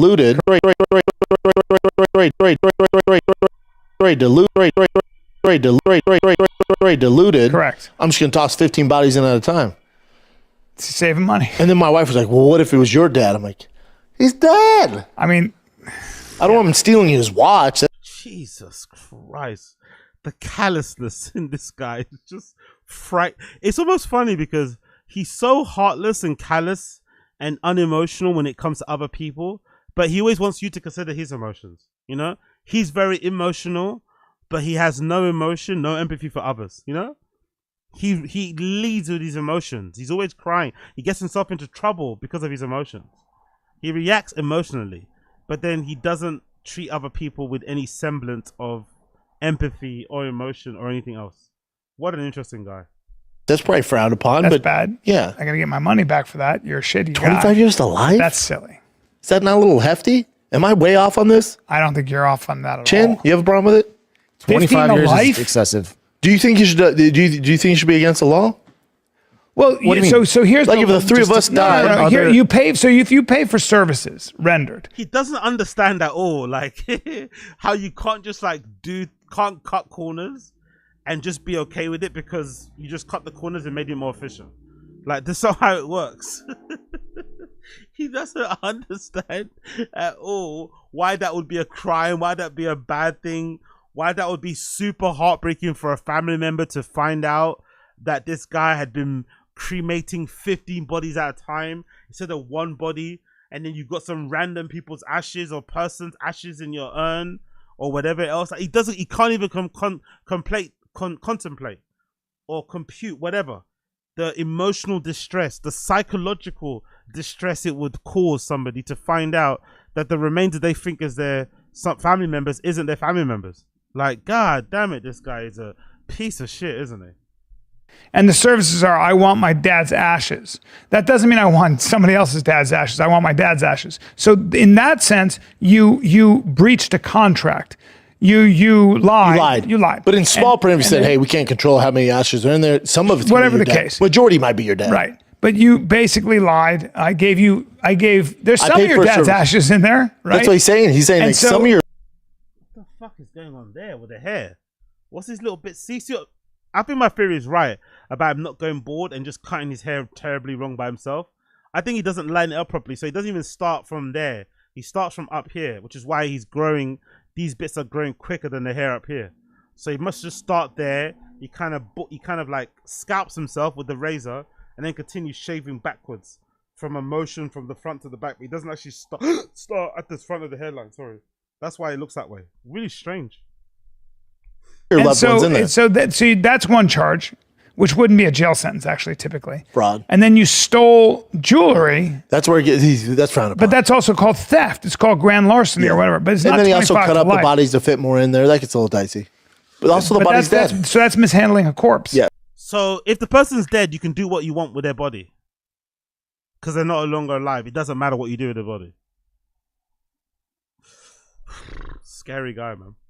That's actually not in some states even it's a felony in California. Well, but if you're burning the body anyway, it's like, come on. That's what a he's lot of saying. people would say, bullshit, man. The body's already going to be burned. But he was saying, he was like, some people pay me to do the ashes and then put them over the side in the ocean. He goes, you're not the only one. So I'm tossing your dad's body, somebody's aunt's body. And it's all going to the bottom of the ocean. It's not his job to care about that. It's not his job to care about that. Isn't that his job? Isn't his entire job to care about that? It's not his job to care about that. Isn't that exactly the definition of his job? To care about those type of things. At the bare minimum, how much longer would it take to have different urns with different ashes that he's then individually dumping in the sea? Why does it just be all in one big bucket? What type of a scumbag and a fucking lunatic you have to be to just put it all in one big trough and then just flip it over? Why can't you just individually have it to respect the fucking memory of this person that's passed away? Like, God almighty, bro. Like, it's not his job to care. Okay. Yeah. And be sentimental about it. It's my job to be sentimental. It's not about being sentimental. It's about doing your fucking job. If you say you're going to individually pour people's ashes into the sea, that's what you should be fucking doing. You should be just doing it anyway without people having to watch you. You know what I mean? Just do the right thing. Fuck, you know. Imagine promoting someone actually doing the right thing and being a good person. And not actually, you know, deciding to just mix everyone's ashes together and blow it off the side of a hill with a fucking leaf blower. Like, you could do that, or you could just fucking be a good person and do your fucking job and respect people's wishes. You know what I mean? And do what you're being paid to do. Like, God, and I'm assuming as well, morticians and stuff, they probably get paid a lot, innit? It's probably one of those weird jobs that oddly pays a lot. Those jobs that you wouldn't think that weirdly pays a lot, I'd imagine. So he probably gets paid a decent amount, especially for those custom requests and orders and shit. God almighty. I said. But also, but again, if you pass away, you know, any day now, if you pass away and I burn your ashes, like, to me, it's important because your ashes, like, I don't give a fuck if it's 100% bryancallen. I mean, ashes, I can't tell the difference. You and I aren't the most sentimental people. So. Well, of course, Google's going to tell you that, Chin. I told you quit using that shit a long time ago. No, I'm just, obviously, it's not supposed to be mixed with other stuff, but I mean, there's nothing you can do. Yeah, I think this is silly. 25 years to life. It's not meant to be, of course. So Google's the enemy, right? Google's wrong. So it's not meant to be, but because you can't help but mix stuff in it, you shouldn't even try. That's what you're basically trying to say. Because you can't stop things being mixed into people's remains, or, you know, you shouldn't even try to, I don't know, keep people's remains separate and shit when you cremate them, especially. Just give up. What's the point? That's crazy. You got on 10 though. Good behavior. Bit a little bit. 10's way too long. Way too long. 10 years? He's out. You miss your kid's life? Shut up. You start doing some shady shit, but yeah. Shady shit is one thing, but. What's this, Jen? This is a Kodak Black. You guys remember this rapper, right? Yeah. We all didn't like. Anyway, fucking incredible, isn't it? Absolutely great guys, by the way, isn't it, right? Great guys. I'm sure some of you guys would love to have them as your siblings, family, friends, and stuff. Absolutely salt of the earth, perfect gentleman. Perfect gentleman. Anyway, let's leave that there. I think we've done quite a bit of it. We're gonna come back and do. I'm gonna clip clips from this episode, 1101. So don't watch this before I come back. So don't watch this. I'll do this in the evening after the gym and shit. We're also gonna go over this this end of sentence, not Traplo Ross, but like Diddy video too from this guy. We're gonna go over this and see what he had to say about that. We're also gonna go over Kalila later on, right? There's a Kalila video that I want to talk about too, where she talks about fucking her brother. So if you want to hear Kalila detail how she fucks her brother, then definitely come back later. We're gonna go over that. We're gonna go over TFATK episode 1101. We're gonna go over Diddy end of sentence, and that's about it for the most part. Okay, that's about it for the most part. Yeah, she banged her brother. I think her story is that, from what I saw from Unique's clip, Kalila's story about fucking her brother is that her mum and her stepdad were friends before they got together. Then they got together later on in life, but then she met her stepdad's son before her mum and her stepdad got together randomly, and they became really close friends, and they ended up fucking a few times. But before their parents got together, then later on their parents got together. That's her story. You know, I'm sure the Kalila haters have another narrative. They're gonna make her seem like she's into incest and shit. I don't really know, to be fair, but that's her narrative. I'm not sure what Unique said about it because I haven't watched the whole thing, but that's her narrative. Her narrative is that, like, she didn't know they were brothers and sisters. I don't know. I don't know how to fucking explain it. Don't even ask me. We'll check over it later. What's this one? Trump excited about alligator Alcatraz. That's a new prison, right? Good morning. We're going out to Alligator Alcatraz. It's an East Coast version, and it should be very exciting, very good. You know, the snakes are fast, but alligators are. We're going to teach them how to run away from an alligator. Okay, if they escape prison, how to run away. Don't run in a straight line. Run like this, and you know what? Your chances go up about 1%. Okay, not a good thing. Yeah, it's a concentration camp. They're making merch, isn't it, right? I saw some guy on Twitter sharing merch that he bought from Alligator Alcatraz. Like, people are wearing prison merch, concentration camp merch. Okay, bro. Okay. Fucking okay. Let's see what else I want to see quickly before I leave here. What else? What's the thing called? What's he say? I don't want to hear what Mandani has to say. Not right now. Anything funny? Anything funny here I can quickly watch? Nope. Okay, cool. Well, that's it. Thank you for tuning in. Appreciate all of you. Smash the like button, hit subscribe, all that good shit. Be back later. Thank you for hanging out. Don't be lame. Come back later. Smash the like button, all that good stuff. And I'll see you motherfuckers later. Okay? Cool. Peace.